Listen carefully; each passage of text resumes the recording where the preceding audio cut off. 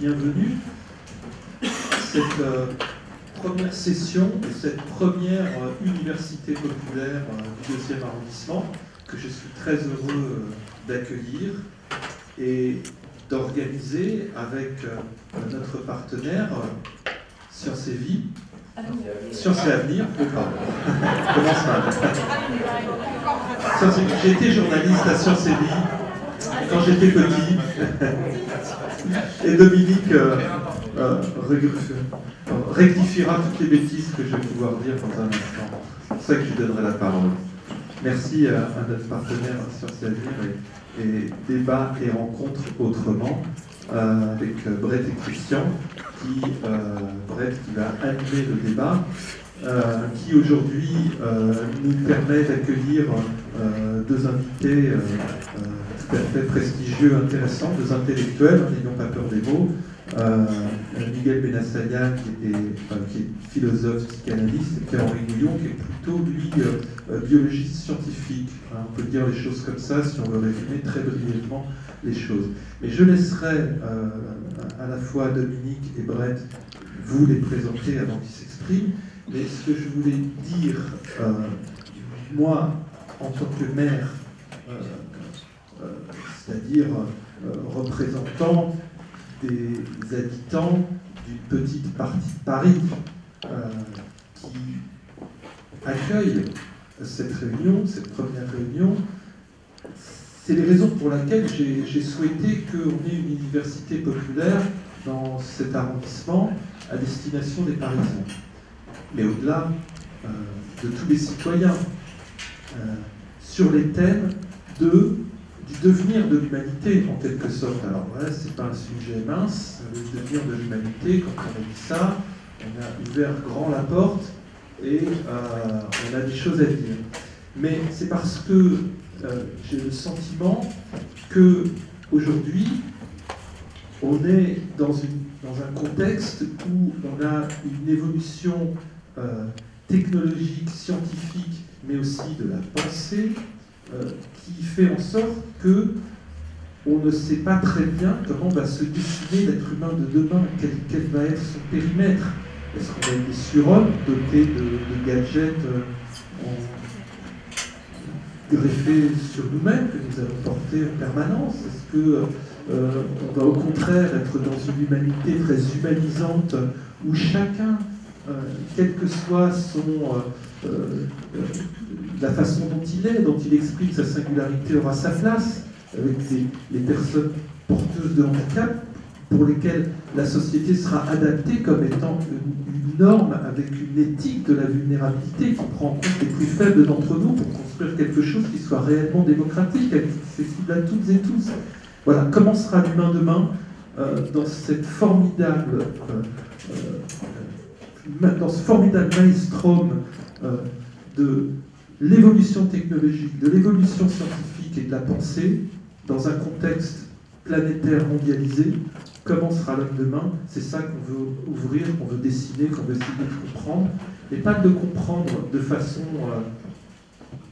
je dirais élitiste, mais de le comprendre en le mettant à la portée de toutes et tous, c'est-à-dire que ça nous donne des outils pour réfléchir et pour évoluer. Alors pour ça, c'est un temps d'échange, mais un temps aussi de questions, un temps d'écoute, pardon, avec nos invités, mais aussi un temps d'écoute qu'on a voulu mettre en place, c'est-à-dire avec un question-réponse, on dirait interactif aujourd'hui. Et ça me paraît important parce qu'on est dans le cadre ce qu'on appelle l'université populaire, c'est-à-dire un temps de réflexion et d'élaboration collective. Et vous savez que les questions qu'on se pose sont souvent plus importantes que les réponses que l'on donne dans ce qu'elles apportent au collectif. Donc, n'hésitez pas, exprimez-vous. Voilà. Moi, encore une fois, contribuer à cette réflexion me paraît être un élément essentiel de la citoyenneté et donc de la démocratie.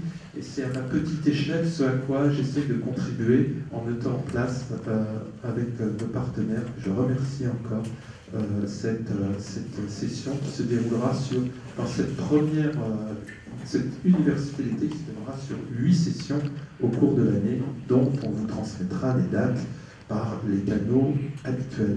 Voilà. Merci beaucoup et je passe la parole à Dominique. Merci.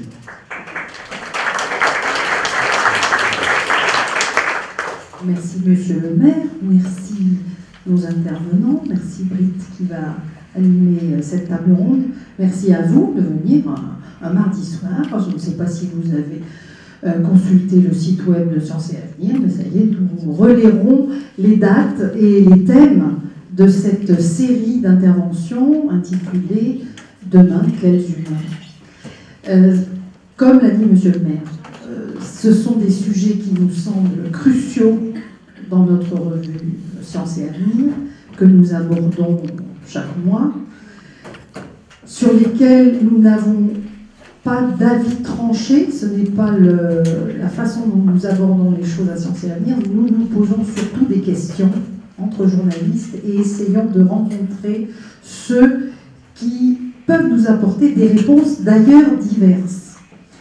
On sait bien les écueils du scientisme traditionnel, on sait bien les écueils des croyances et de certains militants qui ne veulent absolument pas écouter le discours et les découvertes et comprendre quelles découvertes on est en train de faire aujourd'hui. Je crois que ça sera la vertu d'un certain nombre de ces débats, et je pense que ça va commencer dès ce soir, de nous apporter aussi de l'information.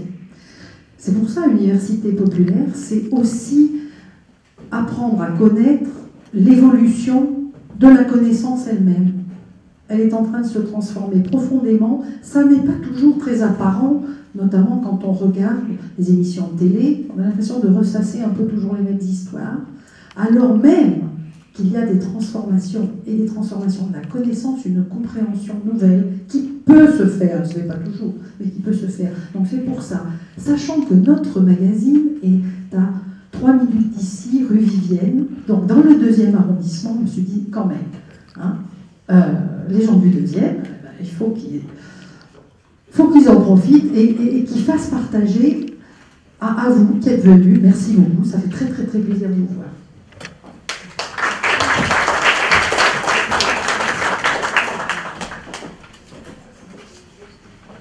Merci.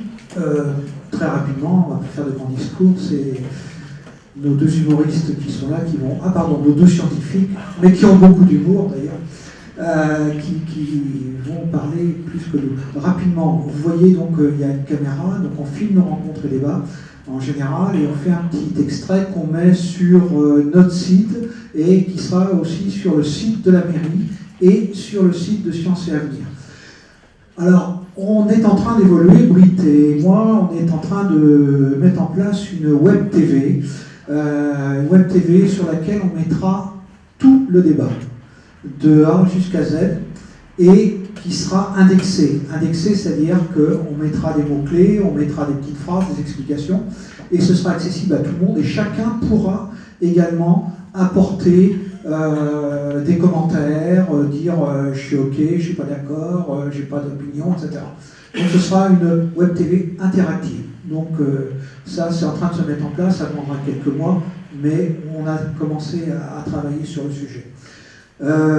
Rapidement, je vais vous dire aussi que notre prochain débat aura lieu ici. Le prochain débat c'est le mardi 27 et on recevra Monique Atlan et Roger Paul Droit pour nous parler toujours du même sujet, c'est-à-dire des humains. Mais donc ce sera un autre point de vue, bien entendu.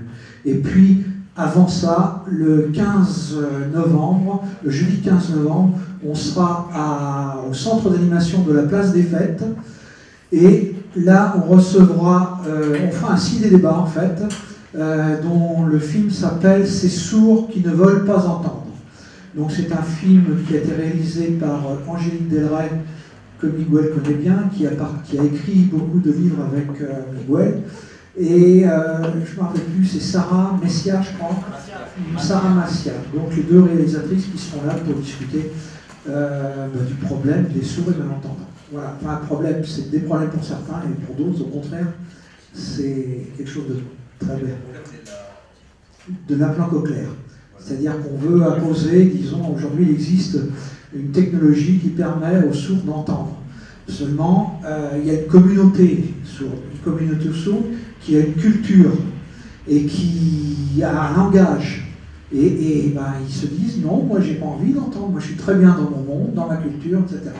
Alors il y a un débat au sein des sourds et malentendants, et puis de... Oui, juste un petit mot, c'est parce que c'est face à cette déferlante, pas dans le sens négatif, je dis déferlante, dans le sens comme ça, de techniques, toutes ces choses-là qui nous font du bien, n'est-ce pas?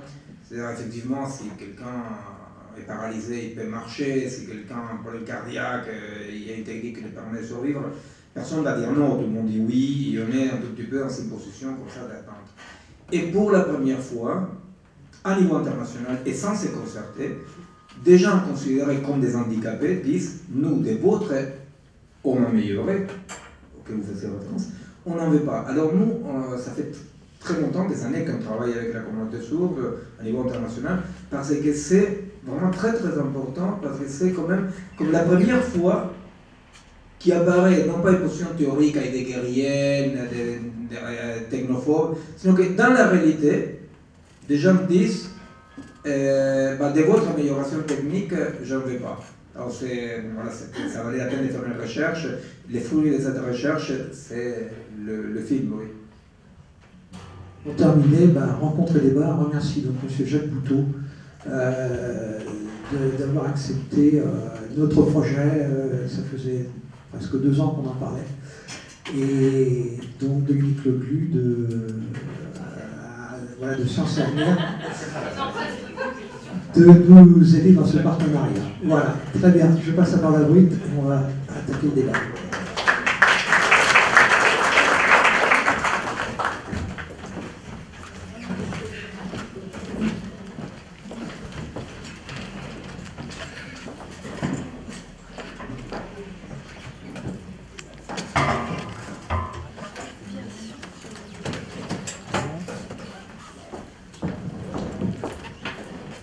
Bienvenue à ce lancement de l'Université populaire et merci beaucoup à Monsieur le maire de nous, avec nos invités, de nous recevoir ici dans cette belle salle.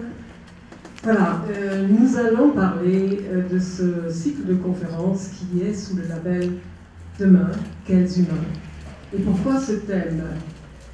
Pourquoi ce thème? C'est parce que, en fait, nous sommes en pleine crise. Une crise de civilisation, une crise aussi bien économique que écologique que sociétale et philosophique, parce que tous nos paradigmes, toutes nos valeurs auxquelles nous avons cru jusqu'à présent, elles sont en train de s'éclipser, d'être bouleversées.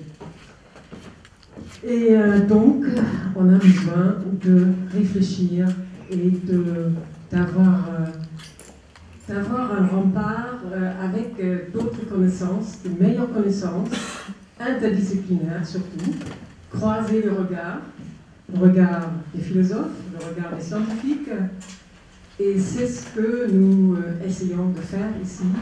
Nous inviterons à chaque séance, dans la mesure du possible, un scientifique et un philosophe pour mettre des questions en perspective. Et j'ai parlé de crise, mais curieusement et paradoxalement, dans cette crise sociétale, économique, écologique, etc., il y a les technosciences qui ont l'air d'être en pleine santé, en pleine croissance. Elles sont en quelque sorte triomphantes. Ça, c'est tout de même étonnant. Et voilà, la question est pourquoi? Pourquoi ce triomphalisme des technosciences? C'est comme si, quand plus rien n'est promis, tout est permis. Et voilà, c'est sur ce thème, en fait, que nos 2 co-auteurs invités, Miguel Benassayag et Pierre-Henri Bouillon, ont écrit « Fabriquer le vivant » avec un point d'interrogation et comme sous-titre ce que nous apprennent les sciences de la vie pour penser les défis de notre société. Excusez-moi, je n'ai pas pris mes lunettes. Voilà, aussi une prothèse technoscientifique, si on veut dire. Mais là, il s'agit de vivant. fabriquer le vivant. C'est tout de même plus complexe que simplement fabriquer des prothèses pour notre vue ou autre chose. Maintenant, ce qui importe, c'est comment remédier à cette situation qui est, pas remédier, mais qui engendre quand même une inquiétude, un déboussolement face à l'avenir.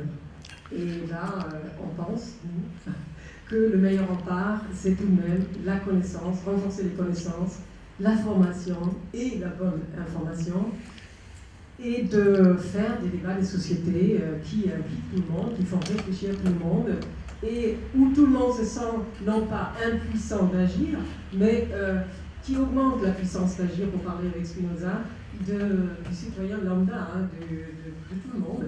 C'est très important que nous ne soyons pas embarqués dans un maelstrom où nous n'avons pas l'impression d'avoir la moindre participation et qui nous dépasse avec les fameux experts que tout le monde connaît et qui se contredisent un jour après l'autre.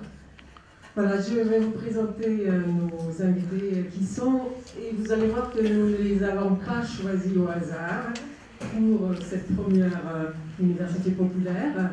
C'est deux hommes engagés. Engagés, ce ne sont pas des académiques, enfin ils ont des titres très importants. Psychanalyste, pédopsychiatre pour Miguel Benassayag, philosophe, et puis biologiste évolutionniste pour Pierre-Henri Gouillon, et qui est professeur au Muséum naturel de l'histoire naturelle. Et bon, ils ont, enfin, pour ce qui est de Miguel Benassayag, il a une vingtaine de livres écrits à son comment on dit, une vingtaine de livres écrits, et Pierre-Henri Gouillon, pas autant, mais tout de même des livres comme Génétique et évolution, où il y a un titre qui a fait tilt dans ma tête, Les origines, aux origines de la sexualité. Je crois qu'il va falloir faire une séance express pour ce genre de titre. Et donc ce ne sont pas des académiciens dans leur tour d'ivoire, mais ce sont des hommes engagés. Et je prends d'abord Miguel Benassayag, lui il est argentin, et c'est un rescapé des geôles des dictateurs de la dictature argentine des années 70. En tant que guévariste, il a connu la prison pendant 4 ans dans ces geôles argentine et connu la torture.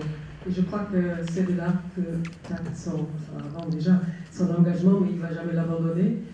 Et il n'a jamais changé, en fait. Et c'est pour ça aussi, il se voit mal dans une carrière académique. Alors ce qu'il fait, son engagement s'exprime autrement. D'abord, il anime depuis très longtemps un collectif qui s'appelle Malgré tout. Il est aux côtés des sans-papiers, des sans toutes sortes de choses. Et il est aussi animateur de 2 universités populaires, 2 autres universités populaires. Et nous sommes très fiers de rentrer aussi dans ce cycle de l'université populaire. Nous y croyons beaucoup. Et c'est un vice-orangiste dans la banlieue parisienne, d'une part, depuis 4 ans, et à Turin, en Italie. Et d'autre part, il anime des séminaires philosophiques et scientifiques à Buenos Aires, dans son pays d'origine. Il a écrit une vingtaine de livres, comme je dis, mais les 2 derniers, l'un est scientifique et traite un peu de ce sujet-là déjà que nous allons traiter ce soir. C'est Organisme et artefacts, c'est celui-ci, sorti en 2011, et l'autre, il parle de son engagement et de l'engagement que tout le monde devrait avoir. Ça s'appelle l'engagement dans une époque obscure. Ça veut dire que notre époque, comme je disais, elle est en crise et elle est assez obscure. Nous avons du pain sur la planche pour nous en sortir. Et 2 mots pour introduire tout au moins le contenu de ce livre, de quoi il est question, avec un point d'interrogation. En fait, les co-auteurs, nous ont coécrit ce dialogue, remettent en question les théories à la mode dans le milieu scientifique, c'est-à-dire le constructivisme d'une part et le nominalisme. Voilà. Moi, je ne suis pas scientifique, donc j'ai du mal avec ces concepts. En tout cas, j'ai compris qu'ils considèrent ces théories-là comme réductionnistes. Et pourquoi réductionnistes? Parce que quand il s'agit de vivant, c'est complexe. Et à chaque fois, il est question d'interaction entre la partie et le tout. Et ce qu'il faut retenir, et tout le monde le sait, ça, même un non-scientifique comprend bien, que la somme des parties n'est pas le tout. Et donc, ce vivant-là, il est très complexe. Par exemple, bon, ils ont commencé par citer Pascal au premier chapitre déjà. Et Pascal, il dit, je ne peux pas comprendre le tout si je ne connais pas les parties. Et je ne peux pas comprendre les parties si je ne connais pas le tout. Qu'est-ce que c'est le tout? Le tout, je donne des exemples concrets, ça peut être le corps sur lequel on greffe un organe, un cœur de porc par exemple. Et vous le savez par les médias que ça ne marche jamais, ça marche quelques mois et après c'est rejeté. Voilà, le vivant a sa propre logique. Et elle est complexe. Ou alors, le tout, ça peut être le milieu dans lequel une plante OGM, un organisme génétiquement modifié, est plantée. Et là, on ne peut pas savoir quelles sont les interactions entre l'écosystème et la plante, par exemple. Elle peut devenir résistante aux pesticides. Alors, c'est complexe et il faudrait trouver comment traiter vraiment le vivant. Je vais terminer avec des questions. Ah oui, si, il y a une question très importante qu'ils mettent en exergue, c'est ils rejettent absolument avec cette théorie avec le rejet du réductionnisme et en mettant en avant la complexité du vivant, ils disent aussi tout n'est pas possible. Alors que justement ces laboratoires dans lesquels c'est d'abord le vivant, par exemple on promet tout le temps une nouvelle bactérie qui va remplacer ou va engendrer les biocarburants, ou on nous promet une bactérie qui va dépolluer l'atmosphère, ou encore un médicament, un miracle contre le paludisme, etc. Donc, contre tout ça, ils disent non, c'est pas si simple que ça. Ce n'est pas le tout est possible, et ils remettent en question ce qu'ils appellent la mythologie du progrès. Alors, voilà ma question aux deux intellectuels. Pourquoi, donc j'ai à peine abordé, pourquoi ce rejet catégorique du progrès, et est-ce qu'il faut vraiment jeter le bébé avec le bain? Moi, je pense par exemple à la pilule qui a aussi beaucoup, qui est en rapport avec le vivant, puisqu'elle régule la contraception et le cycle de la procréation. Là, c'est pas directement le vivant, mais elle intervient dans le vivant. Moi, personnellement, et je crois que beaucoup de femmes le font, considère ça comme un immense progrès. Une libération. Alors pourquoi ce rejet catégorique de la mythologie du progrès? Vous allez croire qu'on appartient à laisser les vivre. C'est pas, ne partez pas tout de suite, c'est pas le cas.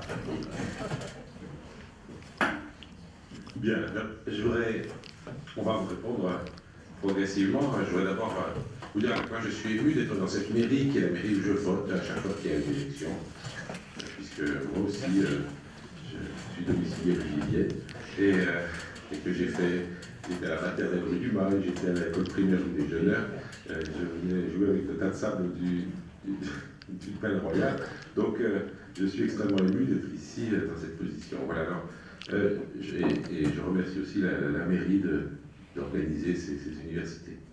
Voilà, je voudrais vous dire que, bien sûr, on ne rejette pas le progrès. Si, on rejette le progrès. On ne rejette pas tout progrès. L'idée, le mythe du progrès, c'est pas seulement le fait de dire qu'il y a eu des choses qu'on a découvertes dans l'humanité qui sont utiles. Bien sûr qu'il y a des choses qu'on a découvertes dans l'humanité qui sont utiles. Le mythe du progrès, c'est un mythe qui consiste à imaginer que le progrès tel qu'il s'est déroulé et tel qu'il est prévu par un certain nombre de spécialistes des technologies est le seul possible. C'est un effet de perspective classique et religieux. Moi, je travaille sur l'évolution des êtres vivants. Et je suis constamment confronté à cet effet de perspective. Par exemple, de la part de gens qui sont trop religieux pour accepter l'idée que l'évolution s'est faite par un système d'essai-erreur qu'a trouvé Darwin, des variations se produisent et puis on sélectionne là-dedans ce qui marche. Et évidemment, si on recommence 2 fois la même opération, on n'arrive pas au même résultat à la fin. Et on peut très bien imaginer que si on recommençait l'évolution, eh bien, au bout de 4 milliards et demi d'années, il n'y aurait pas vous et moi dans cette salle d'ici. Il y aurait des différences. Donc, tout ça est contingent. Et les progrès possibles sont multiples, ils sont immenses. Et le fait de nous imposer l'idée d'un progrès, c'est contre ça que nous nous élevons.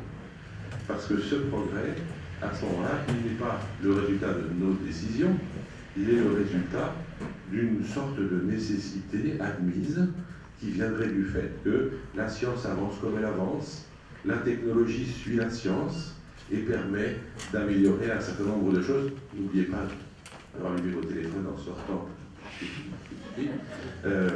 Et donc, la science avance, elle avance de la manière dont elle avance, comme si jamais d'ailleurs elle ne pouvait avancer que d'une seule façon. Je pourrais dire 2 mois après. Une fois que la science a avancé, on applique cette science, c'est la technologie. La technologie permet de répondre à des besoins, des attentes des humains. Et puis les humains, une fois leurs attentes satisfaites, eh bien, deviennent plus sages et s'élèvent l'esprit. Et donc d'un progrès scientifique découle un progrès technologique, d'où découle un progrès en termes de confort. Et le progrès en termes de confort donnerait un progrès en termes d'élévation intellectuelle et morale des populations. Voilà le mythe du progrès. On constate qu'il ne fonctionne pas. Il y a plein de signes. Peut-être qu'il n'y a pas eu assez d'études là-dessus, ça pourrait la peine d'y revenir. Premièrement, la science n'avance pas d'une façon inéluctable. La science avance poussée par telle ou telle contrainte qui va la tirer dans un sens, la pousser dans l'autre, lui interdire certaines choses.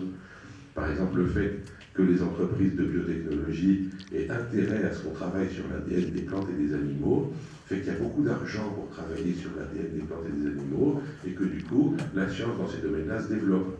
Alors qu'on sait très bien qu'on aura aussi besoin de beaucoup de recherches en écologie pour comprendre tout ce qui va nous arriver au niveau de l'ensemble de la planète vivante. Et puis ces recherches-là, elles rapportent à personne, alors elles avancent beaucoup moins vite, parce qu'il y a beaucoup moins d'argent, beaucoup moins de monde. Bon, tout ça, c'est pas une nécessité, c'est comme ça parce qu'il y a des décisions politiques, des décisions administratives qui sont prises et qui aboutissent à ça. Vous avez tous vu comment le fait qu'un chercheur ose dire que les OGM pouvaient être dangereux, amener immédiatement tout l'establishment scientifique et d'expertise à crier aux écorchés, parce que pourquoi ils sont tellement inquiets qu'on puisse dire qu'un OGM peut être dangereux? Parce que ça va freiner le progrès. C'est un truc que j'ai entendu tout le temps, moi, quand on a mis en place la charte de l'environnement. Eh bien, l'Académie des sciences, l'Académie de médecine ont assiégé l'Élysée en demandant que soit retirée la charte de l'environnement de la Constitution de la Ve République, parce qu'elle contenait le principe de précaution, et que le principe de précaution était de nature à freiner le progrès. Vous voyez? Alors ça, non. Si c'est ça le progrès, alors ça, j'en veux pas. Moi, je veux pouvoir choisir parmi des progrès possibles, celui qui me convient le mieux, et qu'on ne m'impose pas un progrès qui serait celui qui arrange un certain nombre de gens. Voilà, donc non, on n'est pas contre tout progrès, mais on est contre le mythe du progrès. Je voudrais vous dire que ce mythe, donc, il prétendrait que les gens, une fois leurs besoins satisfaits, s'élèvent l'esprit. Vous voyez tous les jours à quel point ça ne marche pas. On voit bien que les gens qui ont assez essayent d'avoir trop, et que ceux qui ont trop essayent d'avoir encore plus trop. Et tous les copains de la presse maison de la République le démontraient tous les jours pratiquement, mais j'espère qu'ils vont se calmer un peu. Donc, je pense qu'il est très important de bien réfléchir à ces questions. On sait maintenant qu'il ne suffit pas de satisfaire les besoins des gens pour qu'ils soient mieux. On sait qu'il faut peut-être réfléchir un petit peu plus à la façon dont doit s'organiser une société. Et donc, c'est à partir de ce genre de questionnement qu'on s'est rencontrés, Miguel et moi, qu'on a commencé à discuter de qu'est-ce qui fait sens dans une société, qu'est-ce qui contraint ou non ce qu'on fait, qu'est-ce qui rend tout possible ou pas, et pourquoi est-ce qu'au fond l'idée que tout est possible nous déplaît autant à l'un qu'à l'autre.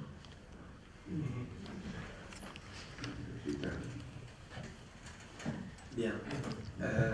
Alors, je vais faire comme Pierre-Henri, c'est-à-dire je ne serai pas très long pour permettre justement les dialogues. Moi aussi, je trouve bien de faire la classe inaugurale de l'Université populaire. Alors, d'abord, juste donc, quelques points que je vous propose, je vais plus ou moins étayer de pourquoi ça me semble important par rapport à l'Université populaire et l'articulation avec les sujets que vous avez choisi de traiter. Et donc quelques points comme ça que je vais étayer autour de ça.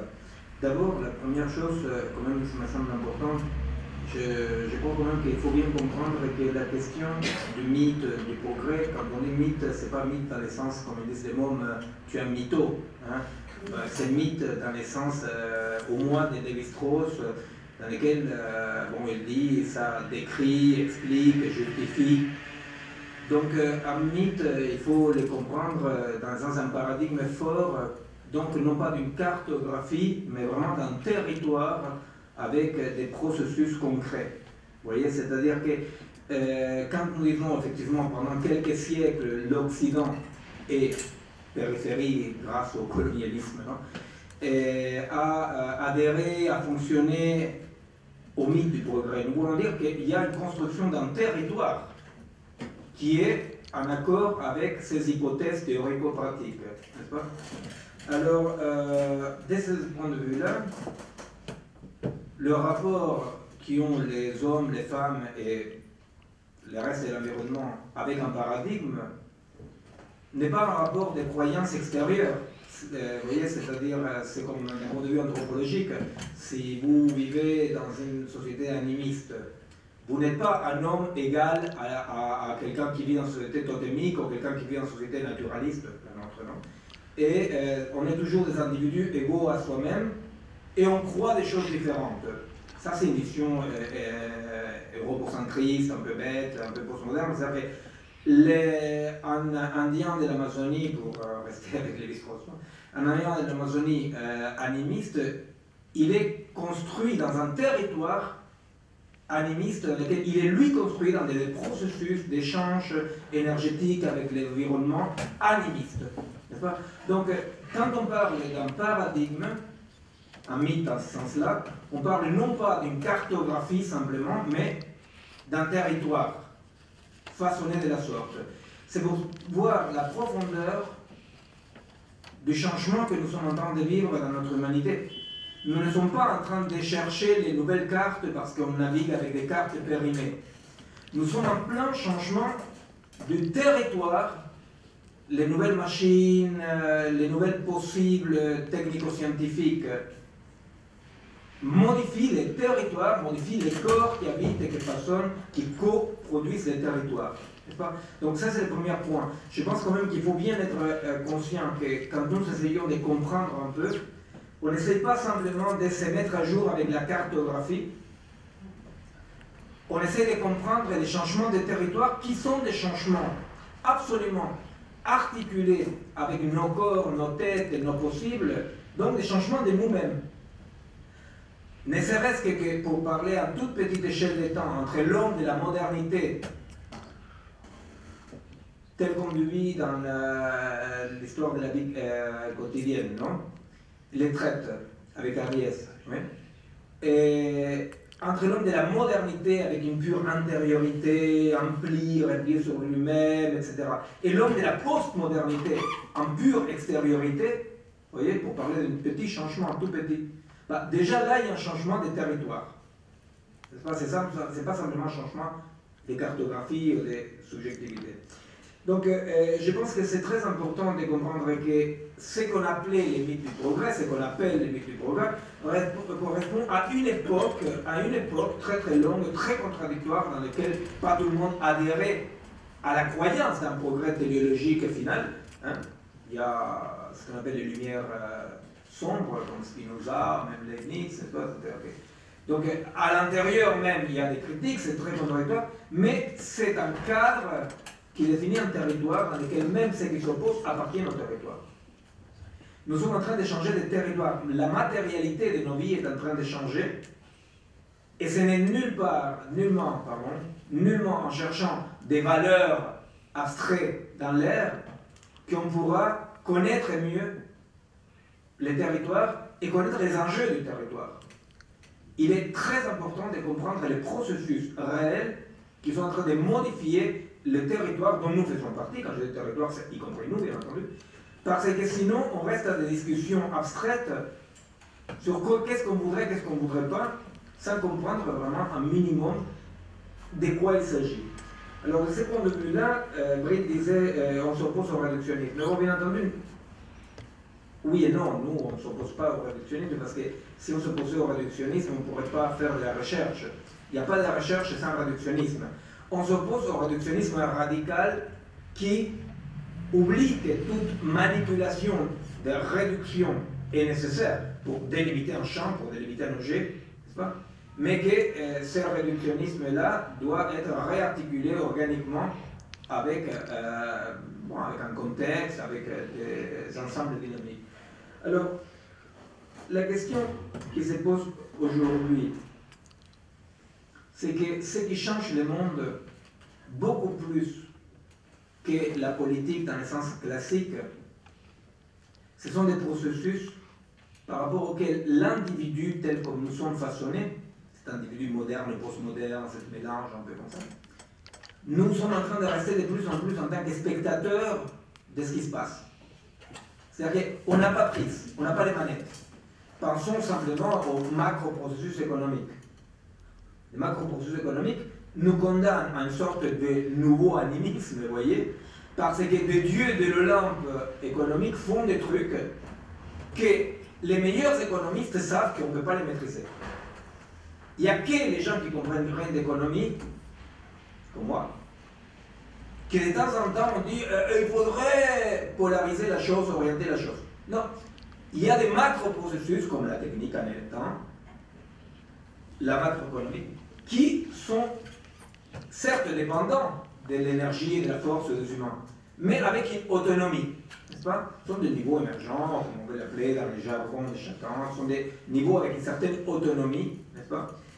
Avec une syntaxe, une orientation, c'est ce que Michel Foucault appelait des stratégies sans stratège. Quoi. Hein? Alors ça ne veut pas dire qu'il n'y a pas des gens qui en profitent ou des gens qui en travaillent dedans, mais personne ne les dirige. Comment on fait alors? Donc par rapport à ça, il faut bien comprendre que le monde est en train de changer tout à fait à la marge de ce que notre tête encore trop moderne pense. C'est-à-dire que ça change par des puissances économiques, par des puissances techniques, vous voyez, et très peu par les lieux des décisions classiques. Un exemple majeur et assez angoissant pour moi de là, c'est la question de l'eugénisme soft. Dans un bouquin que j'ai écrit récemment sur médecine et biopouvoir, en chapitre, j'ai parlé de ça. C'est-à-dire, vous savez, à Paris et dans les grandes capitales comme Paris, il n'y a plus de naissance des enfants d'âme, ou presque plus de naissance des enfants trisomiques d'âme, ou avec certaines malformations. Pourquoi? Parce que toutes les analyses que la technique médicale prénatale permet de faire, vous savez maintenant, être enceinte, c'est tomber dans l'escarcelle de la médecine, hein, c'est une maladie. Alors donc, tous les examens dont vous bénéficiez font qu'il arrive un moment dans lequel, bon, toutes celles qui ont été récemment enceintes le savent, c'est-à-dire,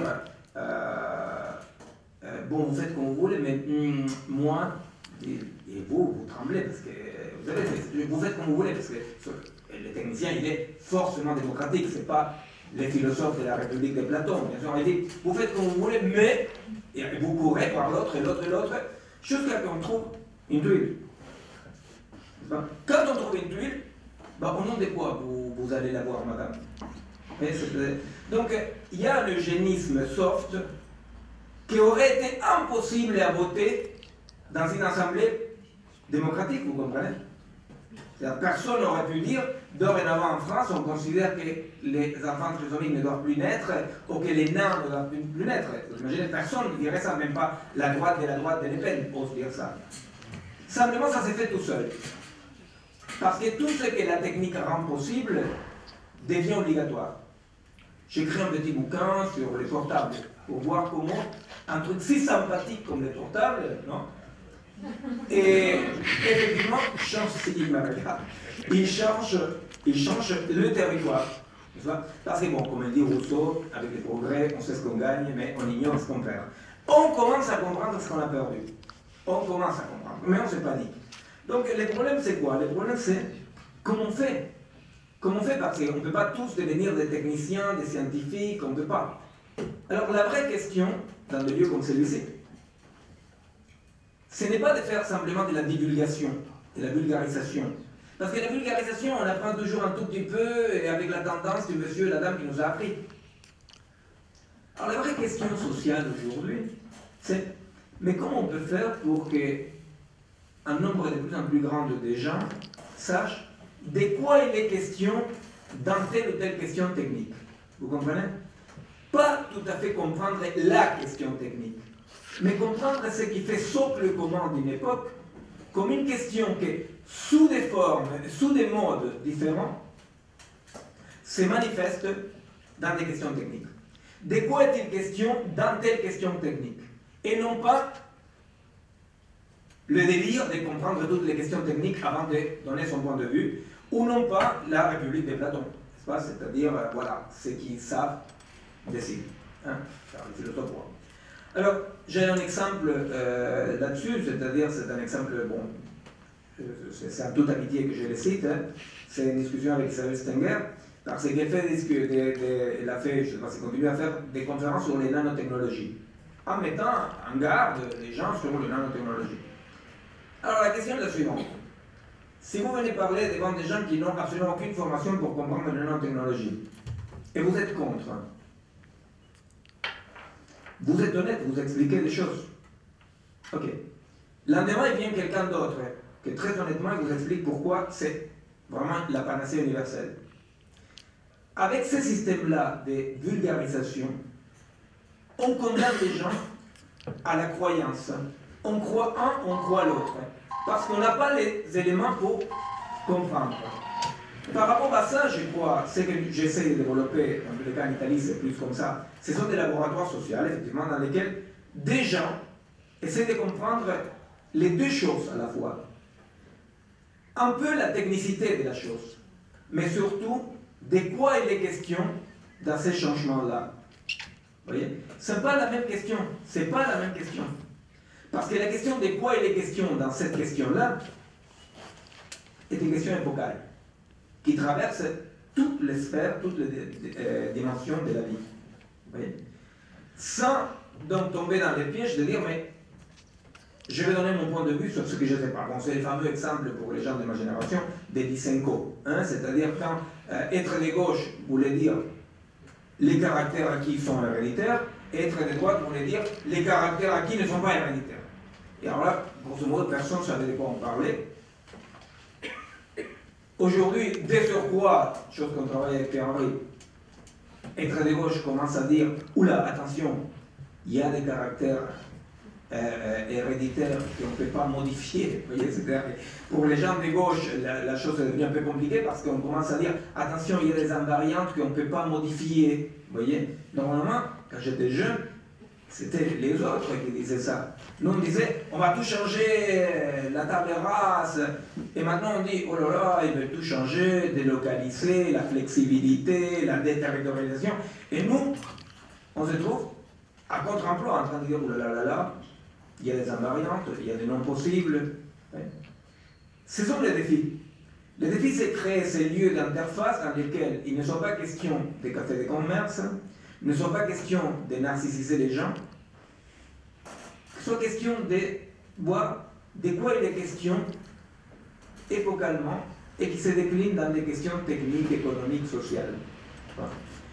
Alors, effectivement, de ce point de vue-là, nous, avec Pierre-Henri, nous avons essayé de commencer à travailler autour de cette idée de l'homme amélioré, de la vie améliorée. Hein? Parce que la vie améliorée, elle est améliorée par rapport à des considérations absolument métaphysiques par rapport à la vie elle-même. Vous voyez? C'est-à-dire, elle est meilleure par rapport à quoi? Vous voyez? Alors, c'est là où, pour finir, juste avec ces points-là que je voulais présenter comme premier point de discussion, par rapport à ça, je reviens par rapport à la question du progrès. Moi, je pense que ce qu'il y a, c'est des changements. Il y a des changements qui entraînent forcément des changements. Mais nous devons comprendre que nous ne pouvons pas extraire d'une ontologie anthropologique, hein, voilà, comme des scolaires, c'est-à-dire un paradigme lourd. Quoi, hein. Nous ne pouvons pas extraire un élément d'un paradigme et le garder une fois que le paradigme ne fonctionne plus.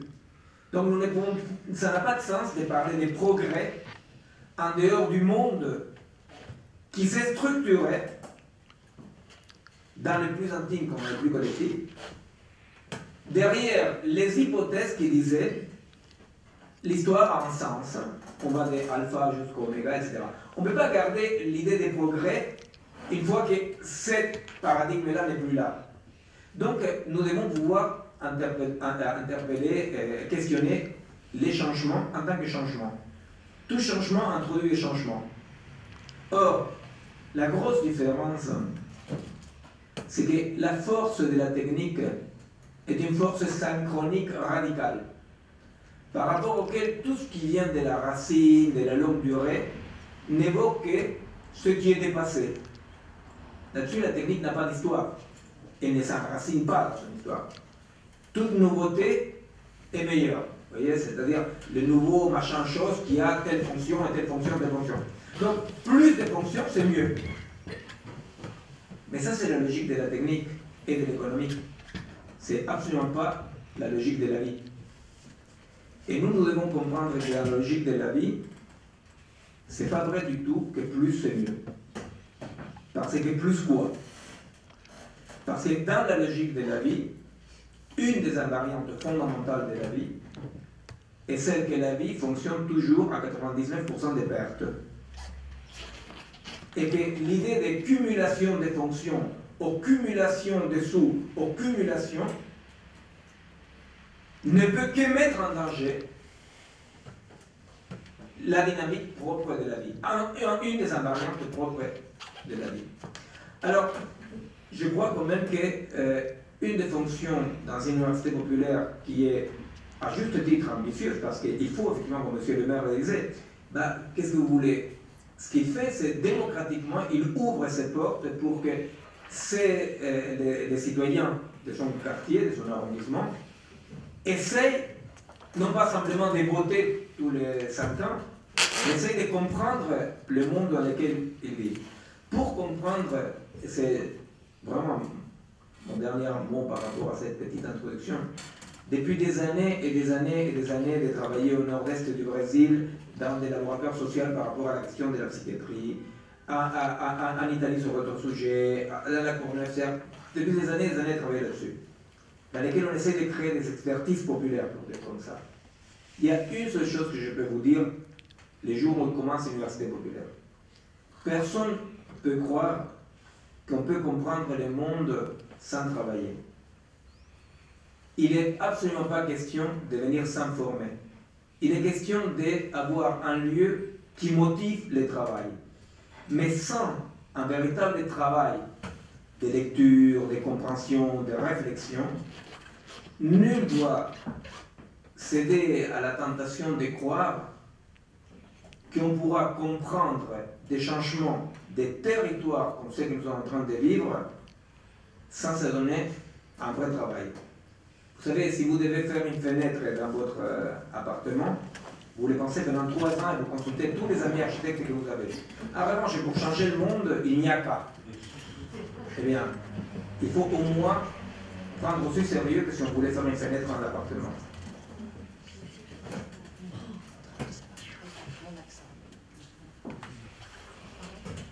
Cette introduction riche. Est-ce que dans le public, vous avez des questions? Vous êtes là?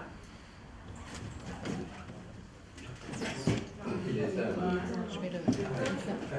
Peut-être que ça peut porter sur le fond. C'est comme vous voulez. Non, je suis trop en train de savoir.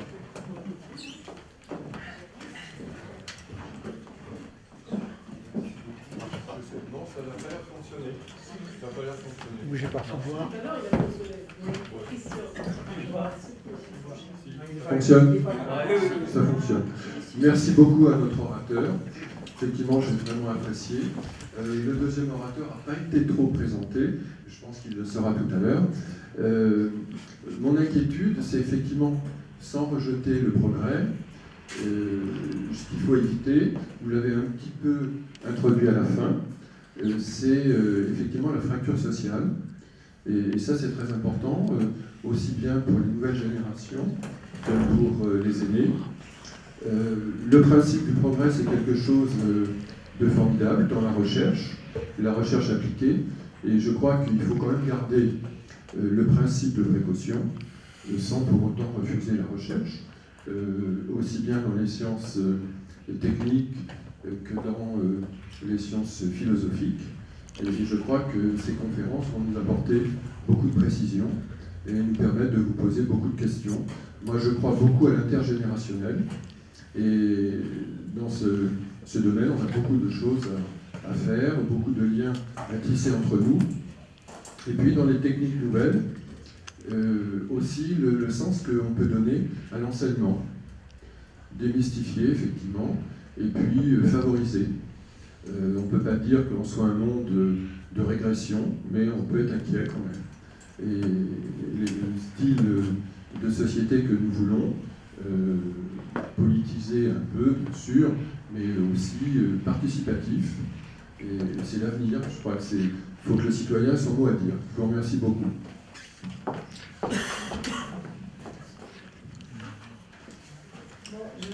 Effectivement, j'ai oublié une partie de la présentation pour Pierre-Henri Bouillon.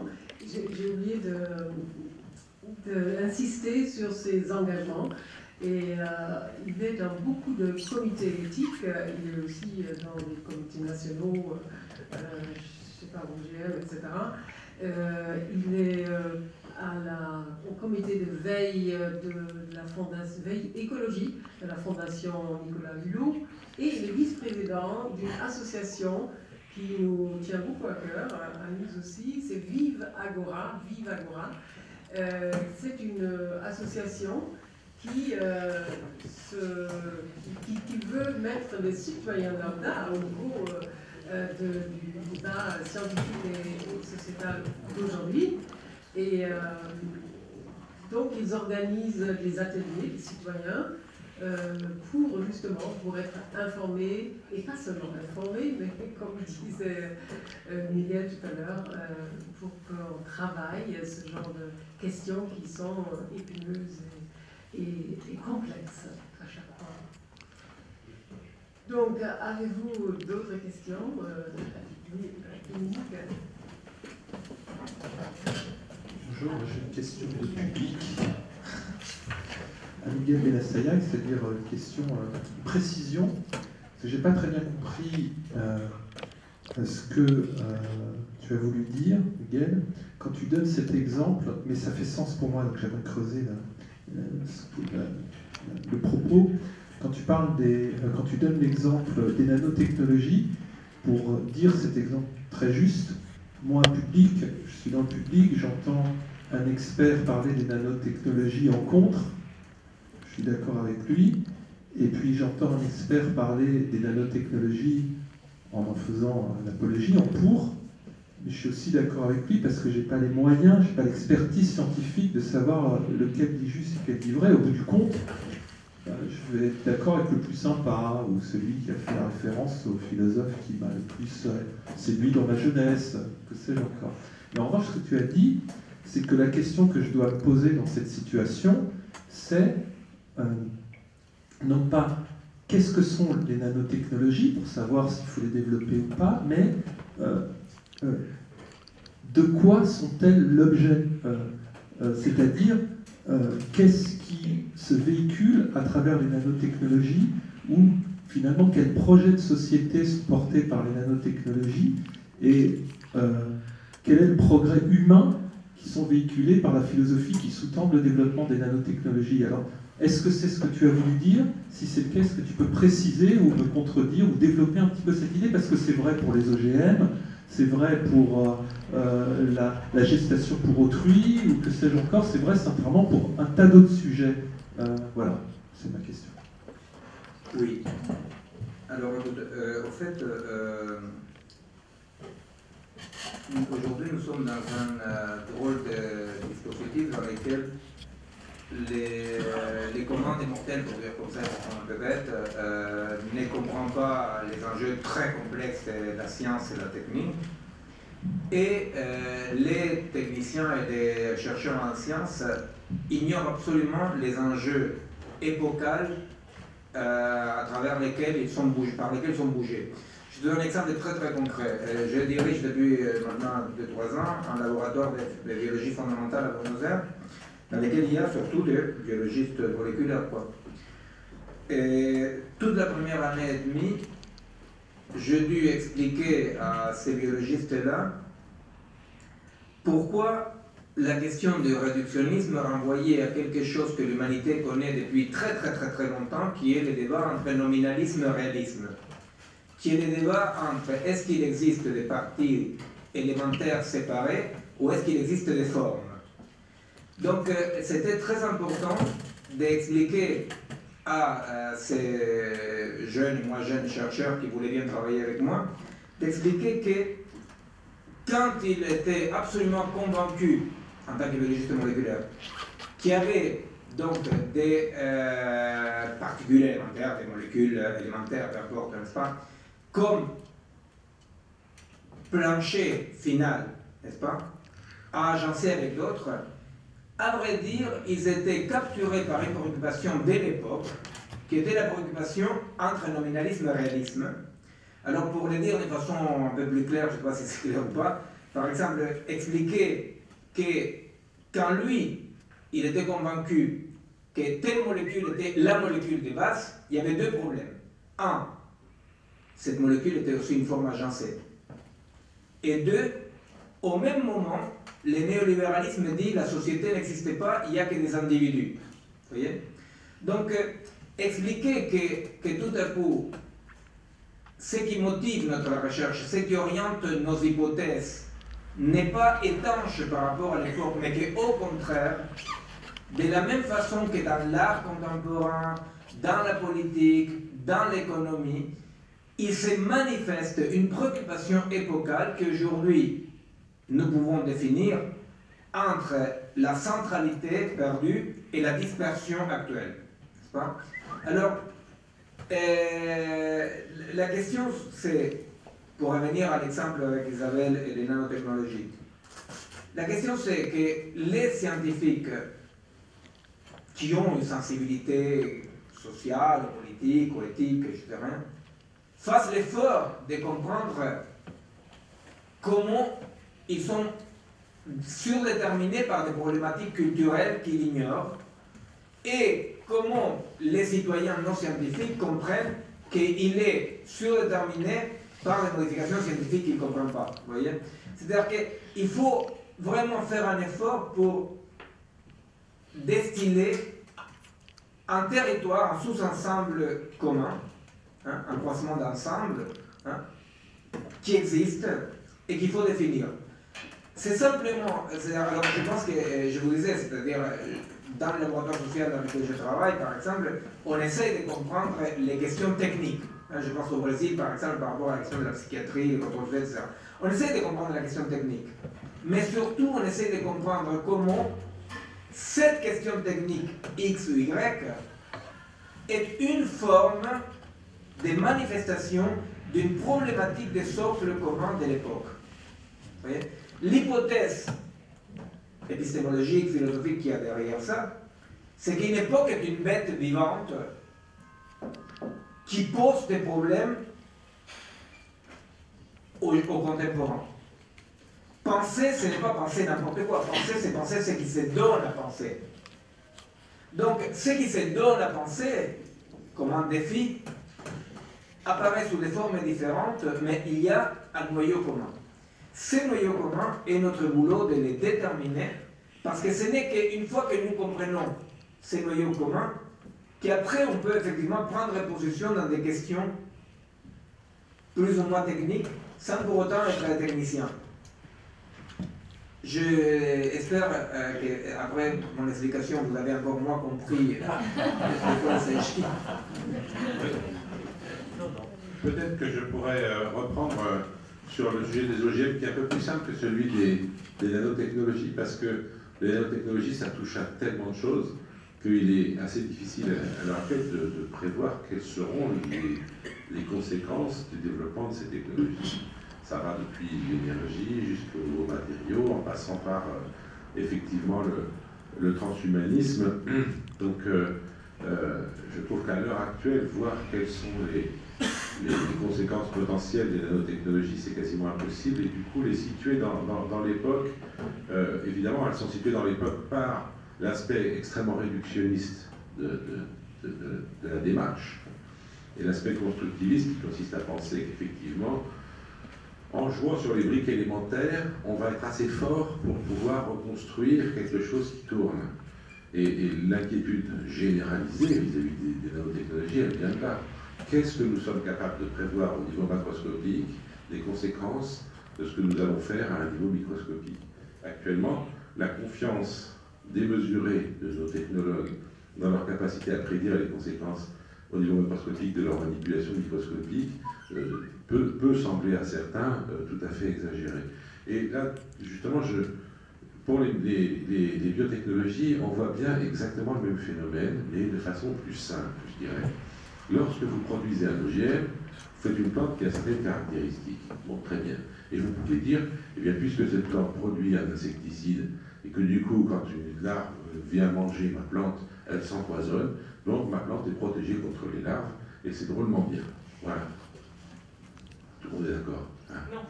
Non. Ah bon, alors là, vous avez mauvais esprit. Non. Alors, pourquoi tout le monde n'est pas d'accord? Parce qu'il y a des gens qui se disent que ça ne peut pas être que ça. Et évidemment, ça n'est pas que ça. Ça n'est jamais que ça.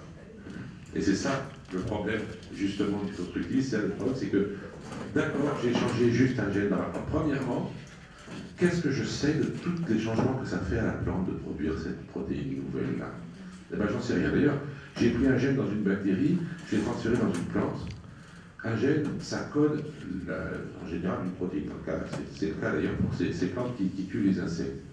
Le malheur, c'est qu'une protéine, ça se replie dans une cellule et ça se replie en fonction de l'environnement cellulaire déjà. Personne ne sait comment se replie une protéine bactérienne quand elle se retrouve dans une plante. Personne ne sait dans quelle proportion des cas elle est mal repliée. A fortiori, personne ne sait quelles sont les caractéristiques des protéines mal repliées. Quand on fait une plante transgénique, il y en a 1 sur 8 qui marche. Les 999 autres, on les jette à la poubelle. Si jamais ce qu'on voulait, c'était faire de la recherche, eh bien on les étudierait pour comprendre pourquoi elles ne marchent pas. Mais on ne fait pas de la recherche, on fait du développement. Lorsque les arracheurs vont passer un truc à l'INRA ou au CIRAD, ils ne sont pas en train de détruire un champ de recherche, ils sont en train de détruire un champ de développement technologique. Quand quelques activistes, dont José Bové, ont arraché des riz transgéniques dans le CIRAD à Montpellier, c'était un riz qui était fait pour être désherbé au Roundup en Camargue. Personne n'a... Pourquoi les médias n'ont pas ressorti ça à fond? Pour voir à quel point c'était pas de la recherche, c'était un développement idiot. Les riziculteurs de Camargue avaient déjà dit qu'ils n'en voudraient jamais de leur riz du CIRAD. Hein. Donc tout le monde savait que cette manip était foutue. Et donc l'arrachage était en fait tout à fait symbolique. Et bien n'empêche, tous les organismes de recherche ont attaqué tous, conjointement, le CNRS, l'INRA, le CIRAD, l'IRD, ont fait un procès et ont réussi à mettre le type en question en tôle. C'est la première fois que vous mettez en tôle, c'est sur ce coup-là. Donc voilà, on est dans la défense très très forte de cette démarche réductionniste, de cette démarche constructiviste qui va... Alors, vous voyez, le réductionnisme, on l'a dit, il n'est pas mauvais pour le plan. la compréhension des choses. Et si jamais on faisait des OGM et qu'on essayait de comprendre tout ce qui ne marche pas, ça serait une grande avancée sur la connaissance. Mais si on jette tout ce qui ne marche pas et qu'on commercialise ce qui marche, là, on n'avance en rien sur la connaissance, simplement, on avance économiquement. Je vous ai dit qu'on ne savait pas très bien ce que ce transgène allait faire à la plante. Mais qu'est-ce que ces plantes vont faire à l'écosystème? Comment voulez-vous qu'on le sache, puisqu'il n'y a pratiquement pas de recherche en écologie dans les agrosystèmes? Et puis, il y a des choses en revanche qu'on sait, c'est que ces plantes, elles vont faire des choses au niveau économique et au niveau politique. Pourquoi? Eh bien parce que les gènes en question, il est breveté. Et qu'à partir du moment où ce gène est breveté, non seulement la plante ne peut plus être utilisée par qui que ce soit d'autre que par des gens qui possèdent le brevet, mais la chose la plus extraordinaire dans les OGM, c'est que si cette plante a pollinisé la plante du voisin, la graine du voisin n'appartient plus au voisin, mais à celui qui possède le brevet. Et il y a un procès retentissant au Canada sur ce sujet, un type qui recevait chaque année ses colzas, qui a été contaminé par les colzas Monsanto voisins. Monsanto a analysé ses semences, a démontré que leur gène breveté était dans les semences du gars, et a réussi à obtenir qu'il lui soit interdit de continuer à semer ses semences.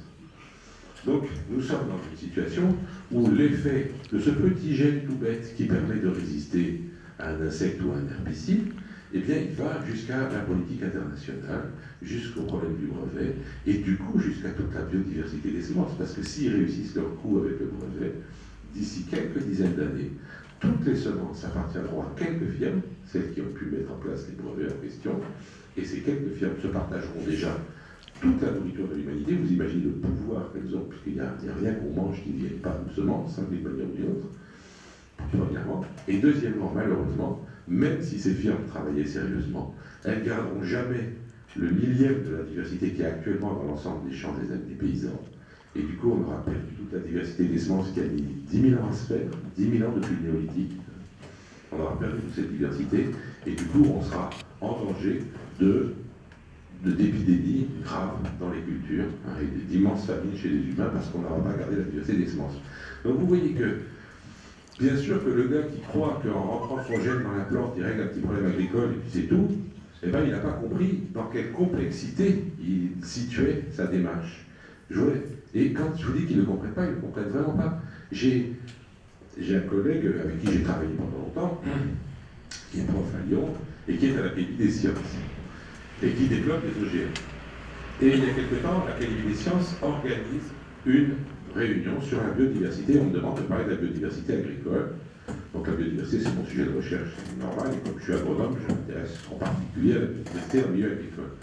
Je raconte ce que je viens de vous raconter là. Pourquoi est-ce que les OGM, et l'agriculture industrielle en général d'ailleurs, est catastrophique pour la diversité des semences, et pourquoi il serait temps de remettre en place des systèmes qui permettent de conserver, voire même de reproduire de la diversité dans les semences, ce qui suppose d'arrêter le monopole des semenciers, d'ailleurs de mettre en place des lois antitrust. Je comprends pourquoi on a mis des lois antitrust sur l'informatique, on n'est pas capable d'en mettre en place sur les semences, ce qui est encore bien plus. J'aime beaucoup l'informatique, mais c'est quand même moins vital que le fait d'avoir des plantes qu'on puisse cultiver. Bon. On n'a jamais fait ça. Donc Monsanto peut posséder 90% des brevets sur les semences, personne ne dit rien. Donc actuellement, je parle de ça à l'Académie des sciences, mon collègue plein de rage vient me voir à la sortie et me dit « Tu as profité du fait que tu étais à la tribune pour promouvoir ton idéologie. » Et je lui dis « Mais toi, quand tu défends Monsanto, tu n'as pas d'idéologie ?» Il me dit « Non, moi je cherche juste à régler les problèmes agricoles. » Oui, le problème que nous avons à l'heure actuelle, il est là. C'est que notre communauté scientifique, dans son réductionnisme appliqué, c'est pas du réductionnisme intellectuel, c'est l'application de la croyance dans le fait que je peux changer un petit truc et je vais contrôler tout ce que ça change et j'ai pas besoin de me préoccuper. Alors quand je leur dis mais le brevet c'est quand même un problème, ils me disent oui mais ça c'est un problème de juriste, c'est pas à nous de nous en occuper. C'est pas complètement faux, mais en même temps, vous voyez la limite de ce genre de choses, c'est toujours le problème des autres. Et du coup, personne ne s'en occupe. Donc voilà, je crois que, bien sûr, que vous ne pourrez pas comprendre complètement ce que c'est qu'un OGM, les risques, ce que je vous ai dit sur le repliement des protéines. Je comprends que ça puisse vous paraître éventuellement un peu flou, mais la démarche globale, je pense que si jamais on prend le temps du débat, si on prend le temps d'en discuter, vous pourrez comprendre. Vous pourrez comprendre qu'il existe sur ce plan-là, sur le plan des biotechnologies agricoles, deux visions du monde qui sont très claires toutes les deux. Celle que je vous propose, c'est de dire c'est trop dangereux à l'heure actuelle de faire ça. On va perdre la diversité des semences. Revenons À contrario, revenons pas. Modifions nos systèmes agricoles pour faire ce que Marc Dufumi appelle une agriculture savante, dans laquelle on va réfléchir à quel mélange de variétés on met dans un champ, comment est-ce qu'on agence tout ça de manière à faire de l'agroécologie, une agroécologie durable et non polluante. Et puis vous avez d'autres gens de l'autre côté qui disent ça c'est trop compliqué, on va faire des variétés qui marchent partout, on va mettre dedans tous les gènes qu'il faut, les gènes, alors on va perdre la diversité des semences, c'est pas grave, le jour où on en aura besoin, on refabriquera avec de la transgénèse. Où est-ce qu'on trouvera les gènes? C'est pas compliqué, on va les mettre au frigo. Ça y est, le frigo est fabriqué, vous êtes au courant, dans une ligne de Norvège qui s'appelle Svalbard. On a fait un grand frigo dans lequel on met toutes les semences de la planète. Elles vont mourir là tranquillement, mais leurs gènes sont dedans et on ira pêcher dedans quand on en aura besoin. Voilà deux visions du monde que vous pouvez comprendre très bien toutes les deux. Et après, vous pouvez choisir en tant que citoyen si l'une vous plaît mieux que l'autre. Mais évidemment, peut-être que de façon un peu caricaturale, il faudrait demander à un promoteur des OGM de vous présenter l'autre de sa manière à lui, mais ça ressemblera nécessairement à ça. Et après, que les citoyens puissent choisir, parce qu'une fois qu'on a présenté des choses comme ça, je pense que tout le monde peut comprendre les enjeux, même s'il ne comprend pas ce que c'est qu'un transgène et ce que c'est qu'une manipulation génétique.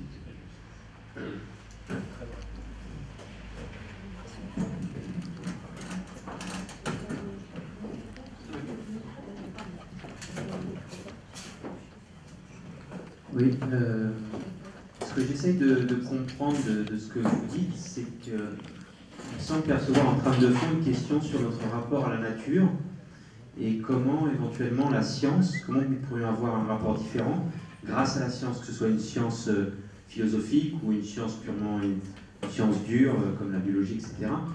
Et je me demandais si en fait le rapport que j'ai moi en tant qu'être humain à ma propre nature, comment j'accepte les idées, mon corps, etc., ne pourrait pas refléter le rapport que j'aurais avec les sciences extérieures et éventuellement comment j'accepterais ma propre nature pour être un reflet de la manière dont j'accepte les sciences. Alors, pour la faire un peu brève, si je ne veux pas trop m'occuper de moi, à ce moment-là, je vais avoir tendance peut-être, c'est une hypothèse, hein, à déléguer beaucoup de choses aux scientifiques ou aux instances qui ont un pouvoir légal sur certains domaines.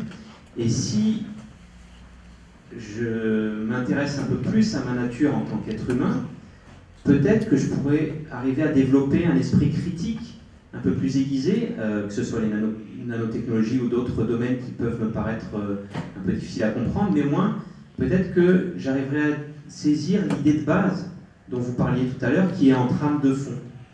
Est-ce qu'il n'y aurait pas donc un rapport à soi en premier lieu qui conditionnerait mon rapport à la science, mon rapport à la nature, mon rapport aux choses, etc. C'est ça le psy, hein? C'est pas psy. Oui et non.